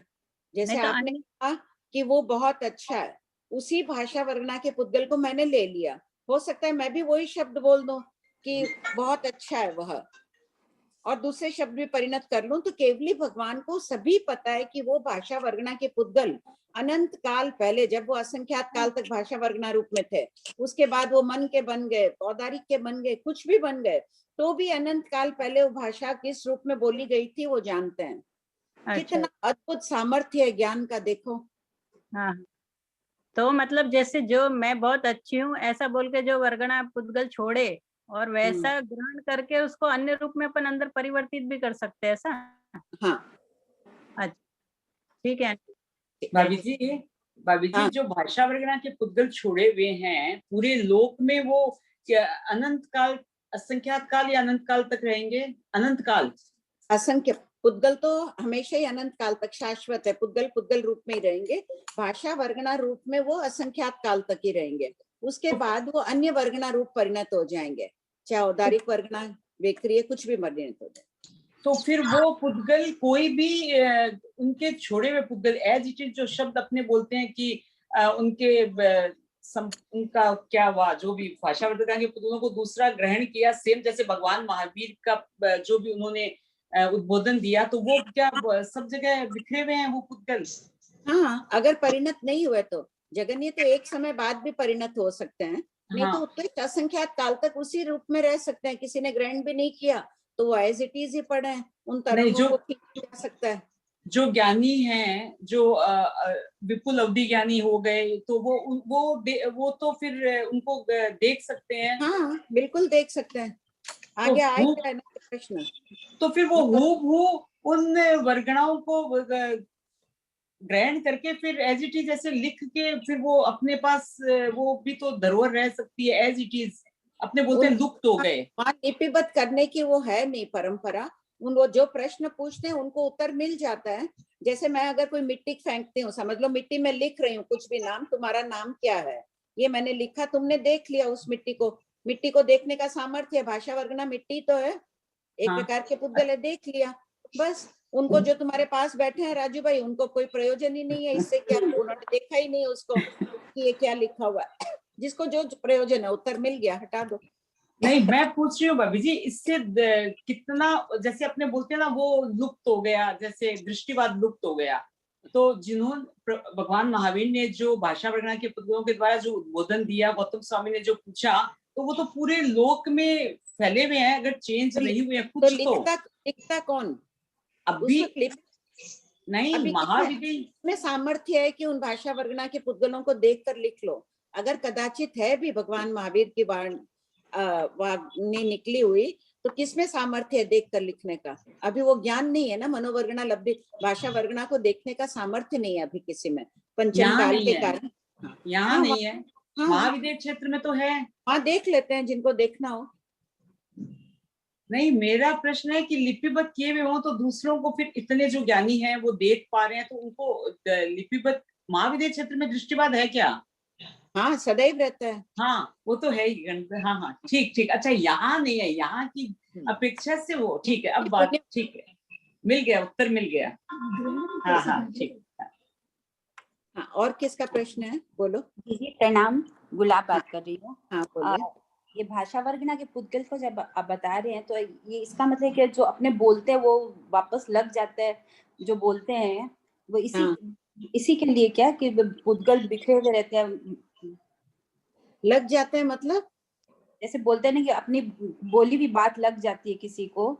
हाँ, तो वो तो देखो साधना के बल पर कोई साधना कर लेता है कि उसके मुंह से अगर अच्छे शब्द निकले तो वैसे का वैसे फलीभूत हो जाते हैं। साधना के बल पर दुर्वासा ऋषि थे, श्राप देते थे तो फलीभूत होता था ना। हाँ, एक सामान्य आज मैं बोलूं, अपन बोले तो कोई भाषा की जो बोलो वो का वो नहीं होती है बात। अंतर की साधना होनी चाहिए, तब उनके असत्य शब्द भी सत्य रूप परिणत हो जाते हैं। कई दृष्टांत देखने बोलते हैं ना कि हाँ बोलो। जैसे बोलते हैं ना कि अभी बोला हुआ कब किसका कब लग जाए क्या पता, कुछ पता नहीं है ऐसे। तो वो ये भाषा वर्ग कहना कि पुद्गल बिखरे हुए रहते हैं, वो उन पुद्गलों से नहीं है कि किसी ने कोई श्राप दे दिया, आज नहीं 10 साल बाद वो फलीभूत हो रहा है, 100 साल बाद हो रहा है वो फलीभूत। अभी बहुत पुण्योदय था, वो श्राप फलीभूत नहीं हुआ। पुण्य जिस दिन क्षीण होगा तभी श्राप फलीभूत होता है ना। और कोई बहुत खराब दशा में कोई अच्छी बात बोल भी दे तो भी मान लो 10 साल बाद फलीभूत होगी वो बात उनकी, तो पुण्य नहीं था उस समय। इसीलिए अपने को बहुत पुण्यवानी है। किसी ने खराब बात कह भी दे तो उसकी खराब बात आज असर नहीं कर रही है क्योंकि पुण्य का जोर है उसके पास। अच्छा ठीक है, कृपा करें। आंटी हाँ, एक प्रश्न आया है कि द्वीपीय वायु और समुद्री वायु उपघातक क्यों है? हाँ, ये स्वभाव है उनका। मतलब ये ऐसे है क्या जैसे ठंडा और गर्म एक दूसरे के लिए उपघातक होता है उस तरीके से? नहीं, ठंडा और गर्म को तो अपन मिला सकते हैं। ठंडे बर्फ में अगर गर्म पानी भी डाल दो तो मिल जाएगा। शस्त्र का काम करता है ना, वो अलग बात हो गई। यहाँ शस्त्र की बात नहीं चल रही है, वो स्वभाव का। जैसे गेहूं में अगर कोई सोचो कि मिर्ची मिला दो तो मिक्स नहीं होगी ना, एक में नहीं होगी ना। तो उसी प्रकार ये दोनों प्रकार की वायु एक साथ बहती नहीं है, स्वभाव ही नहीं है। एक वायु बहती है तो दूसरी रुक जाती है। नहीं, यहाँ उपघातक का मतलब क्या है? मतलब रुक जाती है, घातक है, विपरीत है, उल्टी है, एक दूसरे के लिए विरोधी है। आंटी ये प्रश्न मैंने भेजा था। इसमें मेरे को ये जानना था कि ये लवण समुद्र की बेला का उल्लंघन नहीं करते हैं। बेला तो लवण समुद्र में कितना 95,000 आगे योजन जाने पर वो बेला शुरू होती है, तो वहां तक नहीं जाते तो कौन सी हवा नहीं जाती है, द्वीपीय वाली या समुद्री वाली? जो भी हवा है, लवण समुद्र के बाद दूसरी हवाएं चालू हो जाएगी। जो यहाँ की द्वीपीय हवाएं, समुद्री हवाएं, वो बेला को क्रॉस नहीं कर सकती है। 10,000 योजन चौड़ी को चीर के नहीं जा पाती है, ये कहना चाह रहे हैं यहाँ। अच्छा ठीक है। जैसे कोई चीज होती है ना, हवा अगर तेज भी आ रही है तो भींत को चीर के नहीं आ पाती है ना। हाँ, और एक और आंटी ना 1173 में जो नमक के पानी से बना हुआ जो नमक बन गया ना, ये किसका मुक्केलक कहलाएगा? अपकाय का मुक्केलक होगा कि पृथ्वी काय का मुक्केलक होगा? नमक है वो, अगर पानी से बना हुआ है तो वो अपकाय का मुक्केलक है। नमक दोनों तरह का होता है। ठीक, पत्थर से भी निकला हुआ रहता है, पत्थर से भी निकला हुआ रहेगा। ठीक, क्लियर हो गया। जय जिनेन्द्र, प्रणाम करूँ? हाँ बोलिए। प्रणाम करूँ आंटी। हाँ जय। मैं पूछ रही थी हंसने से, हाँ सत हंसने से इतना कर्म बनता है तो अपने तो दिन में कितनी बार हंसते रहते हैं? 8 कर्म का, तो हंसने में अपने को ध्यान देना चाहिए। मुस्कुराओ, ज्ञानियों की दृष्टि में है कि खाली मुस्कुराओ, जानबूझ के नहीं हंसना चाहिए। किसी का मजाक उड़ाना, उत्सुकता आदि ये सब आ जाती है। इसी से कर्म बनते हैं। खिलखिला। अच्छा, उससे तो खैर बहुत ही कर्म बनते हैं। खिलखिला के नहीं हंसना। हाँ। और एक वायु का एक जीवों की हिंसा हो ही रही है ना, तो कहने का तात्पर्य है कि जीव रोता है तब भी कर्म बनते हैं, हंसता है तब भी कर्म बनते हैं। तो केवल ज्ञानी बनना है जो मध्यस्थ भावों में रहे हमेशा। उन्हें न किसी बात पर हंसी आती है, न किसी बात पर दुख होता है। जो हंसेगा वो आत्म ध्यान में भी जाएगा। अच्छा, एक वनस्पति का है तो कभी हंसते हैं तो कभी दुखी भी होते हैं ना, कि इसने वो कह दिया, उसने वो कह दिया, मनपसंद चीज नहीं मिली। तो इन सबसे ऊपर स्थित उठना। रहे। ठीक है। हाँ। एक वनस्पति का आएगा, वनस्पति एकंद्री जीव होते हैं ना। हाँ हाँ, तो जैसे श्वासोच्छ्वास आता है तो वो वनस्पति का है तो एकंद्री जीव तो श्वासोच्छ्वास आता है तो फिर ये क्या, ये दूसरा मैं समझी नहीं क्या प्रश्न है। ये जो जैसे वनस्पति काय के जीव होते हैं, जमीकंद वाले तो श्वास आ जाते हैं ना, श्वास और आते हैं उनके अंदर में। हाँ, सभी को तो आता वो है। एकेंद्री रहेंगे क्या, बेंद्री नहीं? नहीं, एकेंद्री है। पृथ्वी का, अपका, सभी पानी के श्वास लेता है, पानी के जीव भी लेते हैं, हवा के जीव भी श्वासोच्छ्वास लेते हैं। पत्थर, ठोस पत्थर के जीव है, वो भी श्वासोच्छ्वास लेते हैं। तो वो एकेंद्री तक ही रहते हैं। हाँ, वो एकेंद्री है। जय जिनेंद्र, प्रणाम। हाँ, जय जी। आंटी, हाँ, क्या फरमाया था ना कि एक साथ दो आयु नहीं चलती है? हाँ, एक साथ दो आयु का उदय नहीं होता है। अन्य तिथि तो जैसे अभी अपनी इस जन्म की आयु है और अगले जन्म की बंद गई और फिर वो स्टार्ट हो गई, तो फिर वो कैसे होगा? स्टार्ट होगी नहीं जब तक ये आयु पूर्ण नहीं होगी। अंतिम वर्गना जो आयु कर्म की अंतिम पुद्गल को छोड़ेंगे तभी पर्व की चालू होगी। ये शाश्वत नियम है। तो जैसे नेरिक की आयु शुरू हो गई, जैसे वो पिछले बार आया था कि नेरिक ही नेरिक की आयु बांध देता है, तो वो जो बाटे बेता में वहीं से स्टार्ट होगी। इस जन्म की आयु पूरी होने वाली। हाँ, यहाँ पूरा कर लिया, बाटे बेते में उसकी नरक आयु शुरू हो गई। अच्छा। और आंटी, प्रश्न नंबर 1172, ये शरीर का क्यों ऐसे बताया, इसमें समझ में नहीं आया। यहाँ बता रहे हैं कि अचित जो वस्तुएं हो जाती है वो अन्य जीव का शरीर हो जाता है। चावल, गेहूं खाना खाते हैं, वो सब वनस्पति है। हाँ, ठीक है, लेकिन अपन खा रहे हैं तब क्या खा रहे हैं? वो अचित वस्तु, वो तेवकाय का शरीर है। उसका शरीर जल गया, भस्म हो गया वो उसका। चावल आखा दाना वैसे का वैसे पड़ा है। साबुत गेहूं उबाल के खाओ तो वो दिखने में वैसे ही है, लेकिन उसमें वनस्पति काय का जीव नहीं, तेवकाय के जीव एक में हो गए, वो जीव मर गए उसमें। तो जब अपन जलते हैं यानी मनुष्य को जलाते हैं तो वो उसका शरीर भी तेवकाय का ही हो जाता है। हाँ। तो फिर ऐसे क्यों बोलते कि जितने शरीर हमने अभी तक धारण की, उससे हमें उतने कर्मों का बंद हो रहा है, अगर अपन ने उसको ओसराया नहीं है तो? अपना ममत्व था उस शरीर पर, उस ममत्व का धागा लगा हुआ है। अपन ने त्याग नहीं किया, उस शरीर के ममत्व के कारण क्रिया लगती है। वो है ही नहीं शरीर अभी, वो तेवकाय का बन चुका है। हाँ, मतलब वो ओसरा देना चाहिए मरने के पहले ही। हाँ। पढ़ो अगला। हाँ, बोलो प्रतिभा।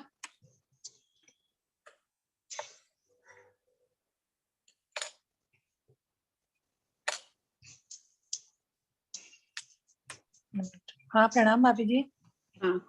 हाँ भाभी जी, जैसे अपने जैसे कोई आग के डायरेक्ट स्पर्श में आया कोई वनस्पति और फिर वो दूसरे रूप में परिवर्तित हो गया, तो आपने बोल दिया तेवकाय का मुकीलक है। अगर आग और उस वनस्पति के चीज के बीच में कोई और मीडियम आ जाता है, जैसे तवा आ गया, कढ़ाई आ गया, तभी भी हम उसको डायरेक्ट स्पर्श नहीं हो रहा, फिर भी मुकीलक है। बिल्कुल, फलका बनेगा, रोटी बनेगी तो तवे पर ही बनेगी ना। गेहूं भी, अगर चावल भी सीज रहे, चावल कच्चा तो खाएगा नहीं व्यक्ति, वो सीज रहे, बीच में तो है ही भगोले में। नहीं तो तवे में अग्निकाय कहाँ है? तवा तो गर्म हुआ, खाली हीट आई है उस पे। हीट आई किससे? तेवकाय से आई, तो तेव उसमें एक मेक हो गई। और उस एक मेक के कारण वो फलका भी एक मेक हो गया, गेहूं भी एक मेक, आटा भी एक मेक हो गया। ठीक है। हाँ, पढ़ो प्रियंका। प्रश्न 1177, केवली भगवान को अनिंद्रिय क्यों कहा जाता है? उत्तर, फर्स्ट, केवली भगवान के द्रव्य इंद्रियां होती है किंतु भाव इंद्रियां नहीं होती है। सेकंड, भाव इंद्रियों की प्रवृत्ति ज्ञानावर्णी और दर्शनावर्णी कर्म के क्षय प्रशम से होती है। थर्ड, केवली भगवान के क्षोभम भाव नहीं होता है क्योंकि वे घाती कर्मों को क्षय कर चुके होते हैं। क्षोभम घाती कर्मों का ही होता है। फोर्थ, द्रव्य इंद्रिय और भाव इंद्रिय के में बीज वृक्ष का संबंध है, अर्थात एक दूसरे के बिना इनकी प्रवृत्ति नहीं होती है।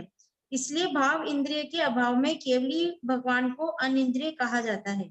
निष्कर्ष यह है कि केवल ज्ञान उत्पत्ति के समय केवली भगवान इंद्रिय विषय से अतीत हो जाते हैं। प्रश्न 1178 उनको सब पढ़ रहा है, केवली भगवान को संपूर्ण लोक में जो भी कोई कुछ बोल रहा है सभी उनको पता है, लेकिन अतीत है, इंद्रियों का विषय नहीं है। वो अपने ज्ञान से देख रहे हैं, ज्ञान से सुन रहे हैं। वो सुनते नहीं है ना, सिर्फ जानते देखते हैं। नहीं, उन पुद्गलों को तो जान ही रहे हैं। भाषा वर्गणा के जो पुद्गल निकले हैं कान से काम नहीं कर रहे हैं, प्रत्येक इंद्रिय उनका रोम रोम से उनको दिख रहा है, सुन रहा है, जान रहे हैं। जान लिया, मैंने लिख दिया कि तुम्हारा नाम क्या है, तो मुझे बोलने की जरूरत ही नहीं है ना, वो दिख गया उनको। तो जो जो भाषा वर्गणा के पुद्गल निकल रहे हैं, हर पुद्गल उनको दिख रहा है।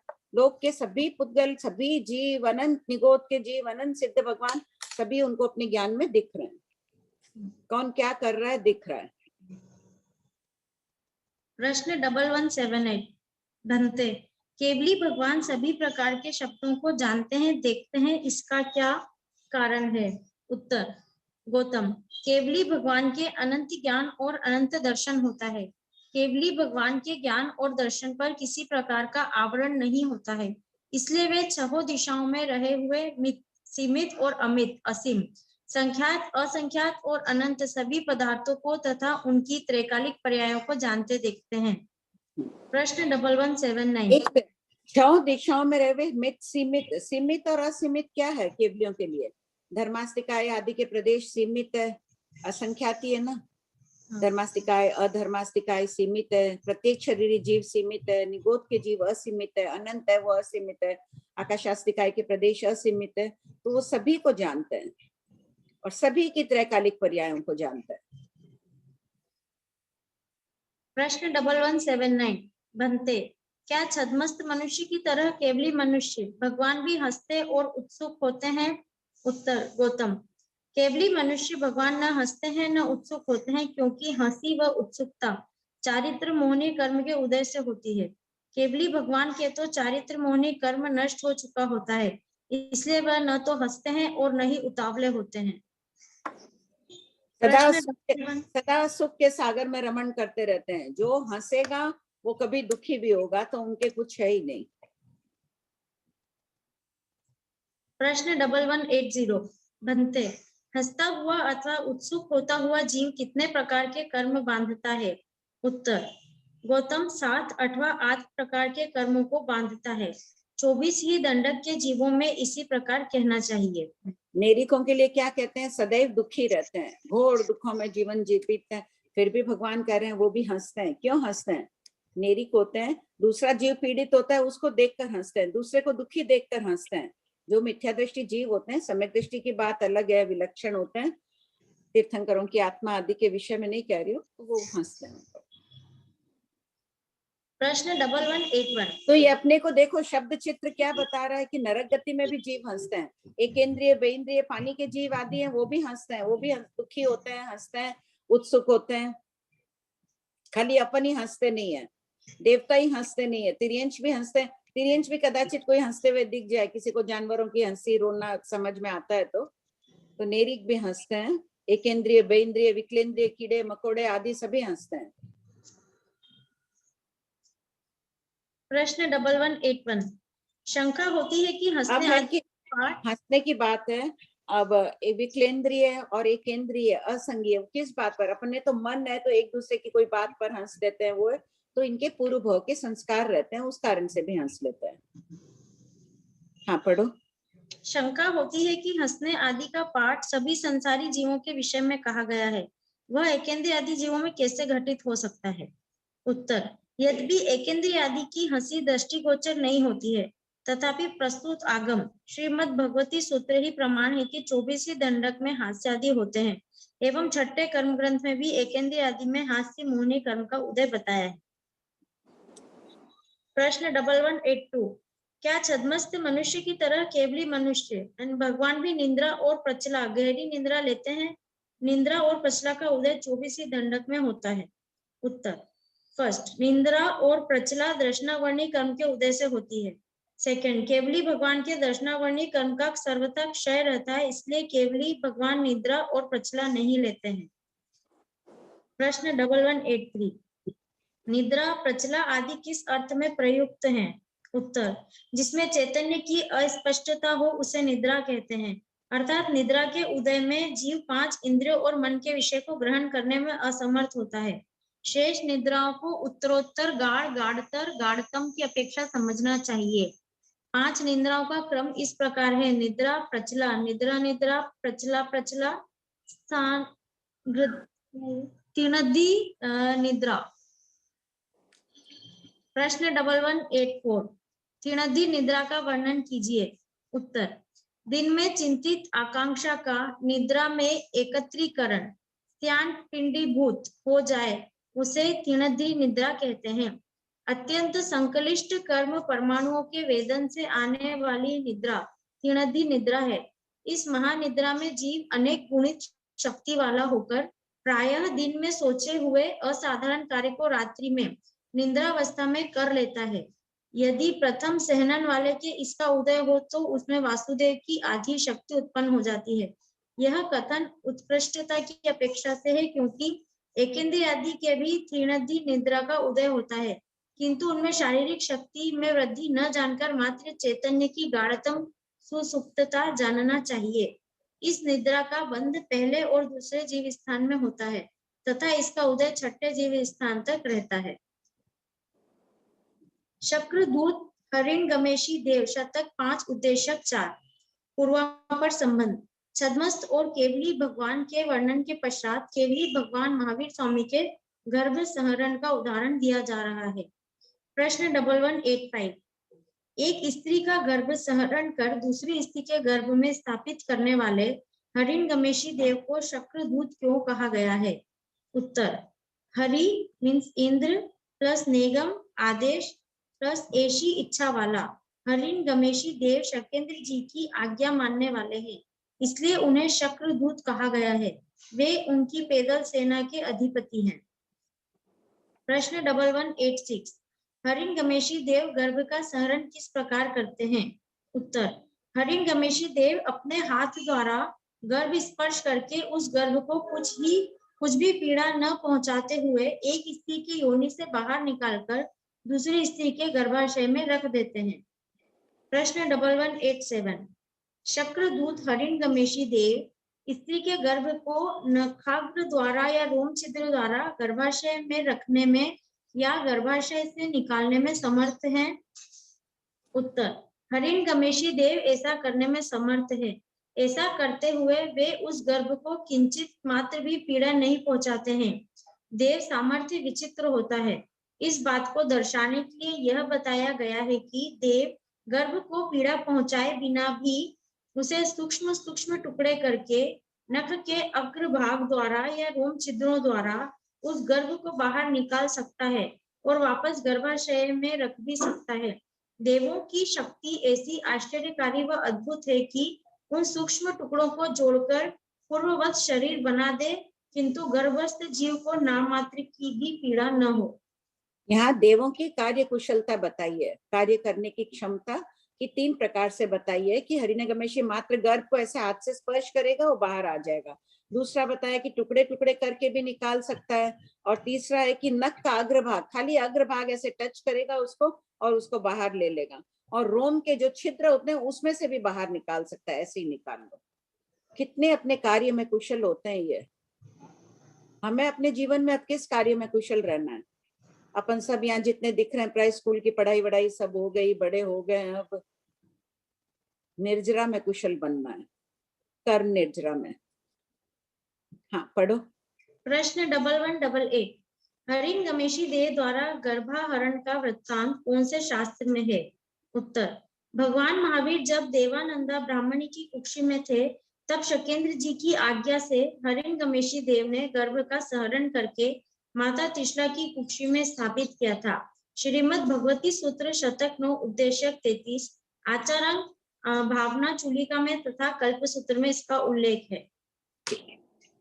श्री अतिमुक्त कुमार श्रमण शतक 5 उद्देशक 4 पूर्वापर संबंध। भगवान महावीर के अल्पायु वाले शिष्य का वर्णन किया जा रहा है। प्रश्न 1189 अति मुक्तक कुमार ने कितनी उम्र में भगवान महावीर से दीक्षा ली? उत्तर, आगमानुसार 8 वर्ष झाझेरी अवस्था ही दीक्षा योग्य होती है, किंतु श्रीमद् अंतगढ़ सूत्र की टीका के अनुसार अति मुक्तक कुमार ने 6 वर्ष की उम्र में ही दीक्षा ले ली थी। टीकाकार का आशय है कि आगमोक्त नियम छद्मस्त गुरु के लिए है, किंतु केवली गुरु योग्यता देखकर अल्पायु में भी दीक्षा दे सकते हैं। प्रश्न 1190 बाल स्वभाव के कारण अति मुक्तक कुमार ने पानी में अपने पात्र को तिराया, जो कि साधु जीवनचर्या में दोषयुक्त प्रवृत्ति है। इसलिए स्थविर मुनियों के मन में अति मुक्तक कुमार के संयम के प्रति शंका उत्पन्न हुई। तब उन्होंने भगवान से क्या पूछा? उत्तर, उन्होंने भगवान से पूछा कि भंते अति मुक्तक कुमार श्रमण कितने भवों में सिद्ध बुद्ध मुक्त होंगे? प्रश्न 1191 पूर्वोक्त प्रश्न का भगवान ने स्थविर भगवंतों को क्या उत्तर दिया? उत्तर, भगवान ने फरमाया कि प्रकृति से भद्र यावत प्रकृति से विनीत अति मुक्तक कुमार चरम शरीरी हैं। इसी भव में सिद्ध बुद्ध मुक्त होंगे, इसलिए इनकी निंदा अपमान आदि मत करो, बल्कि आहार पानी के द्वारा विनय पूर्वक पेयावच करते हुए संयम में उनकी सहायता करो। ऐसा सुनकर स्थविर मुनियों के मन का संदेह दूर हो गया और वे अग्लान भाव से अति मुक्तक कुमार की सेवा करने लगे। अग्लान भाव यानी आह्लाद भाव से, खुशी से। स्थविर किसे कहते हैं? जो जनता को मोक्ष मार्ग में स्थापित करे उसे स्थविर कहते हैं।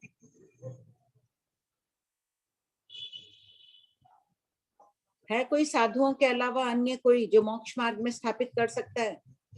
स्थविर 3 प्रकार के बताए गए शास्त्र में। एक तो जाति स्थविर, जो 60 वर्ष की उम्र वाले होते हैं उन्हें जाति स्थविर, 60 वर्ष और उससे अधिक उम्र वाले, कोई बुढ़ापे में भी दीक्षा ले लेते हैं या उम्र हो जाती है वो। और दीक्षा स्थविर होते हैं 20 वर्ष और उससे अधिक दीक्षा पर्याय वाले मुनि होते हैं, उन्हें कहते हैं दीक्षा स्थविर। और श्रुत ज्ञान स्थविर होते हैं जिनको ठाणांग और समयांग सूत्र के ज्ञाता, कम से कम ये 2 सूत्रों के ज्ञाता। तो यहाँ पे संक्षेप में कहा गया है कि ठाणांग और समवायंग, क्योंकि ठाणांग और समवायंग सूत्र को जिनको जानना है पहले उनको अन्य शास्त्रों का अध्ययन करना पड़ता है, तब उनको सर्वांगीण जानकारी होगी, तभी ठाणांग के जानकार हो सकते हैं। हाँ। दो देवों का भगवान महावीर से मौन प्रश्न, शतक 5 उद्देशक 4 पूर्वापर संबंध। चरम शरीरी अति मुक्तक कुमार के समान भगवान के बहुत शिष्य चरम शरीरी थे, यह बताया जा रहा है। प्रश्न 1192 महाशुक्र नाम के 7वें देवलोक के महासर्ग नामक विमान से महाभाग्यशाली 2 देव भगवान महावीर स्वामी के पास आए और मन से ही वंदना नमस्कार करके मन से ही प्रश्न पूछा कि आपके कितने 100 शिष्य सिद्ध होंगे यावत समस्त दुखों का अंत करेंगे? उत्तर, भगवान ने भी मन द्वारा ही उत्तर दिया, हे देवानुप्रियो, मेरे 700 शिष्य सिद्ध होंगे यावत समस्त दुखों का अंत करेंगे। प्रश्न 1193 देवों के आने पर गौतम स्वामी ने क्या सोचा? उत्तर, गौतम स्वामी ने सोचा कि भगवान की सेवा में 2 महाप्रभावशाली देव आए हैं। मैं उनको नहीं जानता हूँ कि वे कौन से स्वर्ग से, कौन से विमान से और किस कारण से यहाँ आए हैं, इसलिए मैं भगवान की सेवा में जाकर वंदना नमस्कार करके उन्हें पूछूं। प्रश्न 1194 भगवान ने गौतम आदि अनगारों को संबोधित करते हुए क्या कहा? उत्तर, भगवान ने उनसे कहा, तुम अपनी शंका का निवारण उन्हीं देवों से करो। प्रश्न 1195 देवों ने गौतम स्वामी को क्या कहा? उत्तर, देवों ने प्रसन्न हृदय से गौतम स्वामी को वंदना नमस्कार करके अपना परिचय दिया। भगवान के साथ जो मनोगत प्रश्नोत्तर चले उन्हें गौतम स्वामी को बताने के बाद वे देव जिस दिशा से आए थे उसी दिशा में चले गए। प्रश्न 1196 केवल ज्ञानशाली भगवान मन से कैसे जवाब देते हैं? उत्तर, भगवान स्व के चिंतन मनन के लिए मनोवर्गना के पुद्गलों को ग्रहण नहीं करते हैं, किंतु दूसरों के द्वारा मन से पूछे गए प्रश्नों का उत्तर मनोवर्गना के पुद्गलों को लेकर देते हैं। मनोवर्गना लब्धि संपन्न देव व संयत मनुष्य उन पुद्गलों को प्रत्यक्ष देख लेते हैं तथा अपने उत्तर को जान लेने के पश्चात हर्ष एवं संतोष से युक्त होकर अपार शांति को प्राप्त करके अनुपम भक्ति से ओतप्रोत हो जाते हैं। प्रश्न 1197, लब्धि किसे कहते हैं तथा देवों को लब्धि किस प्रकार प्राप्त होती है? उत्तर, तप संयम से आत्मा को पवित्र करते हुए प्रशस्त ध्यान एवं शुभ योगों के कारण शिवोपशम बढ़ने से लब्धियां प्राप्त होती है। देवों को पूर्व भाव में किए गए शुभ अनुष्ठानों के फलस्वरूप जन्म से ही वेकरी लब्धि, अवधि लब्धि, तेजोलेश्या, शीतोलेश्या आदि लब्धियां प्राप्त होती है। प्रश्न 1198, क्या मनोवर्गना लब्धि स्वतंत्र लब्धि है? उत्तर, मनोवर्गना लब्धि स्वतंत्र लब्धि नहीं है, यह अवधि लब्धि के अंतर्गत है। प्रश्न 1199, क्या चारों जाति के देवता मनोवर्गना लब्धि संपन्न होते हैं? उत्तर, वैमानिक देव ही इस लब्धि से युक्त होते हैं। क्षेत्र की अपेक्षा लोक का संख्यात्वा भाग और काल की अपेक्षा पल्योपम का संख्यात्वा भाग देखने वाले अवधि ज्ञानी एक मिनट, पल्योपम का संख्यात्वा भाग भूतकाल और भविष्य काल देखने वाले, वहां लिख लो ना, भूतकाल और भविष्य काल।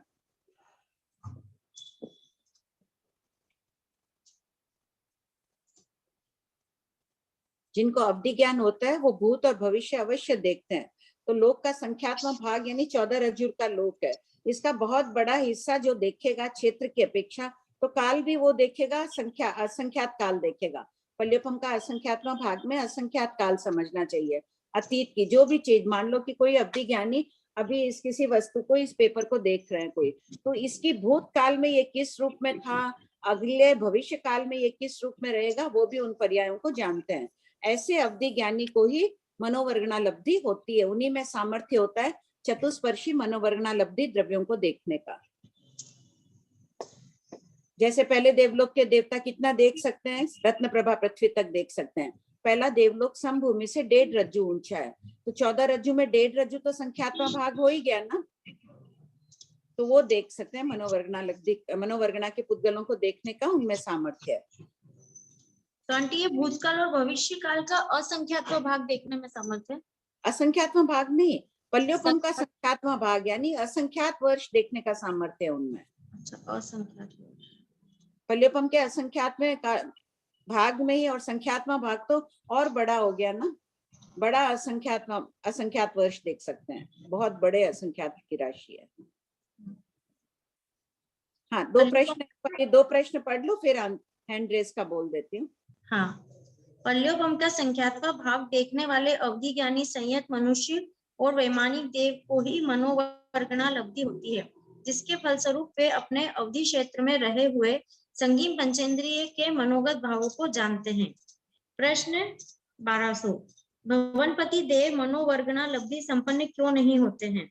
उत्तर, भवनपतियों की उत्कृष्ट स्थिति एक सागरोपम होते हुए भी उनके अवधि ज्ञान का विषय कम होने के कारण उनमें मनोवर्गना लब्धि नहीं होती। प्रश्न 1201, मन से प्रश्न पूछने के लिए क्या भगवान के समीप आना आवश्यक है? उत्तर, पहले से 12वें देवलोक तक के देव अपने स्थान पर रहकर भी मन से विनय पूर्वक प्रश्न पूछते हैं, अथवा भगवान के समीप आकर भी मन से प्रश्न पूछते हैं, जैसी उनकी इच्छा हो वैसा करते हैं। नवग्रह व अनुत्तर विमान के देव उत्तर वेकरी नहीं करते हैं, इसलिए अपने स्थान पर रहकर ही विनय पूर्वक मन से आलाप सलाप करते हैं। ये देवता परस्पर भी मनोवर्गना लब्धि से विचार विमर्श कर सकते हैं। एक बार पूछा जाए वह आलाप तथा बार बार पूछा जाए वह सल्लाप। प्रश्न 1202 में कहते हैं कोई एक दूसरे से मिलते नहीं है, लेकिन मनोवर्गना लब्धि से वो लोग बात कर लेते हैं। जैसे ज्ञाताधर्म में आता है कि मल्लिनाथ भगवान ने अपने पूर्व भाव के 6 मित्र, वो भी अनुत्तर विमान में ही थे, तो उनसे मनोवर्गना लब्धि से उन्होंने बात की थे कि पूर्व भाव में मैंने माया की आदि जो भी संचार किया। फोन में अपन जैसे बात कर लेते हैं वैसे वो लोग पुद्गल भेज के बात कर लेते हैं। प्रश्न 1202, मन पर्याय ज्ञान व मनोवर्गना लब्धि में क्या अंतर है? उत्तर, फर्स्ट, मनुष्य में मन पर्याय ज्ञान और मनोवर्गना लब्धि रिद्धि प्राप्त संयत को ही होती है। सेकंड, देवों में मन पर्याय ज्ञान नहीं होता क्योंकि यह ज्ञान संयम सापेक्ष है, किंतु मनोवर्गना लब्धि होती है। थर्ड, मन पर्याय ज्ञान का विषय अढ़ाई द्वीप प्रमाण है, जबकि मनोवर्गना लब्धि का विषय संभिन्न कुछ कम त्रसनाल 14 रज्जु है। कुछ कम त्रसनाल को देखने वाले अवधि ज्ञानी देव और साधु अनुत्तर विमान यावत सातवीं नरक में जीव क्या सोचते हैं इसे जान सकते हैं। ठीक है। मन पर्यव ज्ञान का विषय कम होने पर भी संयम सापेक्ष होने के कारण श्रेष्ठ है। एवं फिफ्थ मन पर्यव ज्ञान द्वारा मनोवर्गना मन की असंख्यात काल की भूत भविष्य की पर्यायों को जाना जाता है, किंतु मनोवर्गना लब्धि से वर्तमान पर्याय ही जानी जाती है। ये हो गया क्लियर लास्ट वाला? इसको हाँ। थोड़ा समझा दीजिए, नहीं हुआ है। इसको है कि मन पर्यव ज्ञानी से तो क्या अभी जैसे तुम क्या सोच रही हो मन पर्यव ज्ञानी देख रहे हैं, और उसके बाद असंख्यात काल पहले भी कदाचित असंगी पर्याय में जो भी रह रहे हैं वो क्या सोचे थे वो भी बता सकते हैं। अगर एक मन चावल चढ़ाया हुआ एक दाना देखकर अपन बता देते हैं ना चावल सीज गया, तो उसी प्रकार मनोवर्गना के अभी वर्तमान के पुद्गलों को देखकर कि असंख्यात काल पहले उसने क्या सोचा और असंख्यात काल बाद क्या सोचेगा वो भी बता देते हैं। इतनी शक्ति संपन्न ये मन पर्यव ज्ञान लब्धि है। जबकि मनोवर्गना लब्धि तो सिर्फ अभी जो मन के पुद्गल छोड़ रहे हैं उन्हीं को जान सकते हैं, उन्हीं को देखा जा सकता है। प्रश्न नंबर 1198, क्या मनोवर्गना लब्धि स्वतंत्र लब्धि है? जैसे 28 लब्धियों का नाम आता है ग्रंथों में, तो उन 28 लब्धियों में मनोवर्गना लब्धि नाम नहीं है। ये अवधि जिनको जितना इतना विशिष्ट अवधि ज्ञान होगा उनको मनोवर्गना लब्धि होती है। ठीक है। हाँ ज्योति हैंड रेस है। जय जिनेन्द्र आंटी। जय जिनेन्द्र आंटी, वो जो क्वेश्चन आया था ना निद्रा के बारे में, हाँ। उसमें लिखा था कि निद्रा 5 इंद्रिय और मन का विषय ग्रहण करने में असमर्थ होते हैं, लेकिन कभी कभी तो जैसे निद्रा आई हुई रहती है अपने को, लेकिन अपने को किसी की बातें सुनाई आती है, या मतलब ऐसा एहसास होता है, खुशबू आ जाती है कुछ बन रहा है तो। नहीं वो नींद में नहीं रहता है उस वक्त व्यक्ति। नींद में नहीं रहता है? नहीं, लेकिन निद्रा का तो यही लक्षण है ना कि एक आवाज दिए, हल्की सी आवाज दिए तो उठ जाते हैं व्यक्ति जो। हाँ तो हल्की सी आवाज देने से उठ गए ना, लेकिन नींद में कहीं की सुगंध आ गई, फूल की आ गई, वो सपना होगा, वो निद्रा नहीं होगी। मतलब जैसे किसी ने आवाज दिया, हल्की सी आवाज भी देता है तो अपने को नींद में रहते, लेकिन अपने को तो नींद से उठे हैं ना, आवाज दी तब। मतलब अच्छा अच्छा, मतलब जब नींद में रहेंगे तो कुछ भी सुनाई नहीं देगा, अगर आवाज सुनाई दी इसका मतलब नींद से जाग गए। नींद से जाग गए। अच्छा, और वो एक क्वेश्चन और आया था, जो देवता जो उनको टुकड़े टुकड़े करके बाहर निकाल लेते हैं, तो उसमें मृत्यु प्राप्त नहीं होता वो जीव? फिर नहीं होते हैं, पीड़ा भी नहीं होती है उन्हें, उनकी कार्य कुशलता बताई गई है। जैसे डॉक्टर तो ऑपरेशन करता है तो पूरा एनेस्थीसिया दे देता है, ये दे देता है, तो पता ही नहीं चलता है ना, व्यक्ति मरता थोड़ी है, इतने बड़े बड़े ऑपरेशन घंटों चलते हैं उसमें। तो इनकी कार्य कुशलता बताइए, इनमें इतना सामर्थ्य है कि ऐसे कर लेते हैं। ठीक है आंटी। भाभी जी, ये 1198 पर जो क्वेश्चन है ना कि मनोवर्गना लब्धि स्वतंत्र लब्धि है, तो ये अब ये नहीं समझ में आया मेरे को, या तो नेक्स्ट में समझाइए। थोड़े 2-3 क्वेश्चन थोड़े से मिक्स हो गए हैं। मनोवर्गना लब्धि, मन पर्यव ज्ञान और अवधि ज्ञान, देव और संयति साधु, सारे एक साथ बहुत क्वेश्चंस आ गए, या तो नेक्स्ट क्लास में समझा दीजिएगा। ठीक है। हाँ। और किसी का कोई है? भाभी जी मेरा है। हाँ बोलो। हाँ भाभी जी, आपने जो बताया ना कि देव नाखून से या रोम से गर्भ को निकाल लेते हैं, तो वो किसका नाखून, मतलब खुद का नाखून से उठा लिए उसको? और किसके रोम से निकाले? माता के रोम के अंदर से निकालने का? माता के रोम से निकाल लेते हैं, ऐसे रोम से निकाल लेते हैं, इतना सामर्थ्य है उनमें। मतलब नाखून से पकड़ा और रोम से निकाला? हाँ। अच्छा। नहीं, 3 प्रकार नाखून से भी निकाल सकते हैं, या जो भी निकाले रोम से निकाल सकते हैं। नाखून से बता रहे, नाखून की सूक्ष्मता बता दी, नाखून काम कर रहा है, निकाल लिए। दूसरी बार बता रहे हैं ऐसे निकाल रहा है, नाखून नहीं भी अंगुली से भी अगर ऐसे कर रहा है तो उनके रोम छिद्रों से भी निकाल लेता है। ठीक है। जय जिनेन्द्र। जय जिनेन्द्र। हाँ, 1172 में है ना 3 नंबर में, गाय आदि पशु घास भूसे के साथ बेइंद्रिय यावत पंचेंद्रिय का भी भक्षण कर लेते हैं, तो गाय तो पंचेंद्रिय का भक्षण नहीं करती है? क्यों? अगर उसमें कोई पंचेंद्रिय जीव हो तो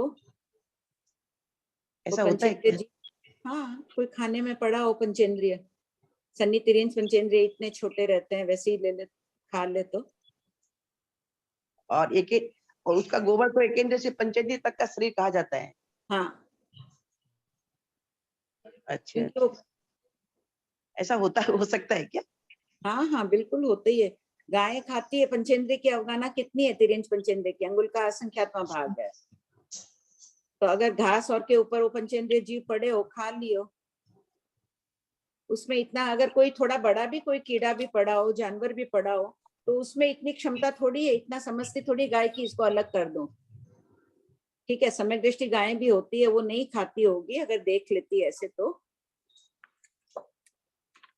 ठीक। जय जिनेन्द्र। जय जिनेन्द्र आंटी। जय जिनेन्द्र। हेलो। हाँ, जय जय जिनेन्द्र। वो एक जो क्वेश्चन आया ना निंद्रा का, 3 निंद्रा, उसको कर्म ग्रंथ में सत्य निंद्रा जो कि हाँ जागृत अवस्था में उसमें बल आ जाता है, वासुदेव का वही है ना? हाँ वही है, स्टैनर्दिक निद्रा वही है। उससे उसी के अपेक्षा में है वो। ठीक ठीक है। और एक क्वेश्चन वो गाय के बारे में था, वो क्लियर हो गया अभी। ठीक है। जय जिनेन्द्र। जय।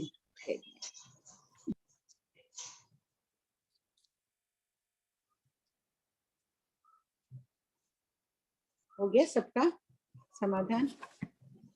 आंटी हाँ एक डाउट है। हाँ जैसे बोलते हैं कि महाराज साहब गोचरी पधारे और उनको आहार नहीं बहरा पाए, उस समय अगर आंसू आ जाते हैं तो आरती ध्यान के अंतर्गत आएगा या अच्छे भावों के अंतर्गत आएगा? उसको क्या बोलना चाहिए? अच्छे भावों के अंतर्गत आएगा। चंदन बाला को अच्छे भावों में आया था आंसू। तो मतलब कभी ऐसे आंसू आ जाते हैं तो वो प्रशस्त कहलाएंगे या हाँ। आरती ध्यान तो नहीं कहलाएगा? नहीं, वो धर्म प्रेम कहलाएगा। ठीक है ना, क्योंकि आप एक बार बोले थे ना कि हाँ पश्चाताप एक लिमिट तक ठीक है, लेकिन अगर वो आंखों से आंसू होने का तो आरती ध्यान कहलाएगा वो, लेकिन ये धर्म के प्रति प्रेम है ना। ठीक है आंटी। आगे आंटी अभी वर्तमान परिप्रेक्ष्य में भी अंगुल के असंख्यात भाग के अवगाना वाले तिर्यंच पचेंद्रिय या भरत एरवत में हो सकते हैं? क्यों नहीं हो सकते हैं? कोई निषेध तो है नहीं, है वो भी नहीं है, निषेध भी नहीं है, होने में क्या बाधा? समुच्चय भी मान सकते हैं आंटी कहीं कहीं पर, जो गाय वगैरह खा रही है उसमें समुच्चय की उत्पत्ति कम आती है देखने, 2.5 द्वीप के बाहर ही ज्यादा रहती, कोई हो भी सकती है कहीं, देखे नहीं। कबूतर और तो बहुत दिखते हैं पंचेंद्रिय, कितने घोंसले तो कम रहते हैं, लेकिन कितने पक्षी दिखते हैं, तो संभावना इनमें तो असंगी वाली ज्यादा रहती है। गाय भैंस हाथी घोड़ा ये देखने में कम ही आते हैं असंगी वाले। और एक और है ना, ये जो आंटी जो देव निकाल रहे हैं ना, तो ये नख के अग्रभाग द्वारा, रोम छिद्र द्वारा या सूक्ष्म टुकड़े टुकड़े करके, तो आंटी माँ के नाखून में से उस शरीर को निकाल सकता है, ऐसा समझना, या अपने नाखून से? अभी भी वो कंफ्यूजन चल रहा है कि माँ के रोम छिद्र से उस पूरे बच्चे के टुकड़े टुकड़े करके निकाले। माँ के रोम छिद्र से ऐसे उसको निकाल। और अगर ये नाखून तो का 3 प्रकार नहीं, ये तो 3 तरीके बताए गए, 3 विकल्प बताए कि सूक्ष्म टुकड़े टुकड़े करके भी निकाल सकता है, टुकड़े टुकड़े करके रोम से भी निकाल सकता है, जो उसकी गर्भाशय से वजह से भी निकाल सकता है, और नखून से भी ऐसे खींच के ले सकता है, अंगुलियों द्वारा ऐसे ले सकता है। ये विकल्प बताएं। आंटी ये तो खाली कल्पना बताई है वैसे तो, पर ऐसे देखा जाए जिस भी जीव को निकालेगा वो औदारिक शरीर है, तो औदारिक शरीर तो आंटी जीर्णशीर्ण होता है, तो वो वापस जुड़ जाता है। ये थोड़ा सा ये सब काल्पनिक ही है ना आंटी? वैसे नहीं, बिल्कुल काल्पनिक नहीं है, उनकी एकदम शक्ति बताई है, देवों का सामर्थ्य बताया।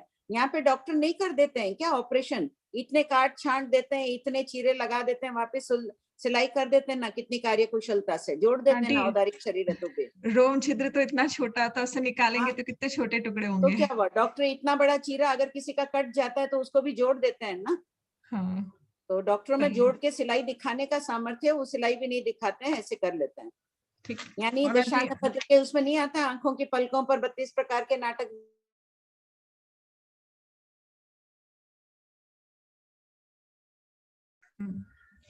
आंटी ये मनोवर्गणा वाले ये तो नेक्स्ट क्लास में क्लियर करेंगे, मेरे भी डाउट है थोड़े से, तो वो बाद में क्लियर करेंगे। कृपा कराइए आंटी जी, बहुत बहुत। जय जिनेन्द्र। सब कोई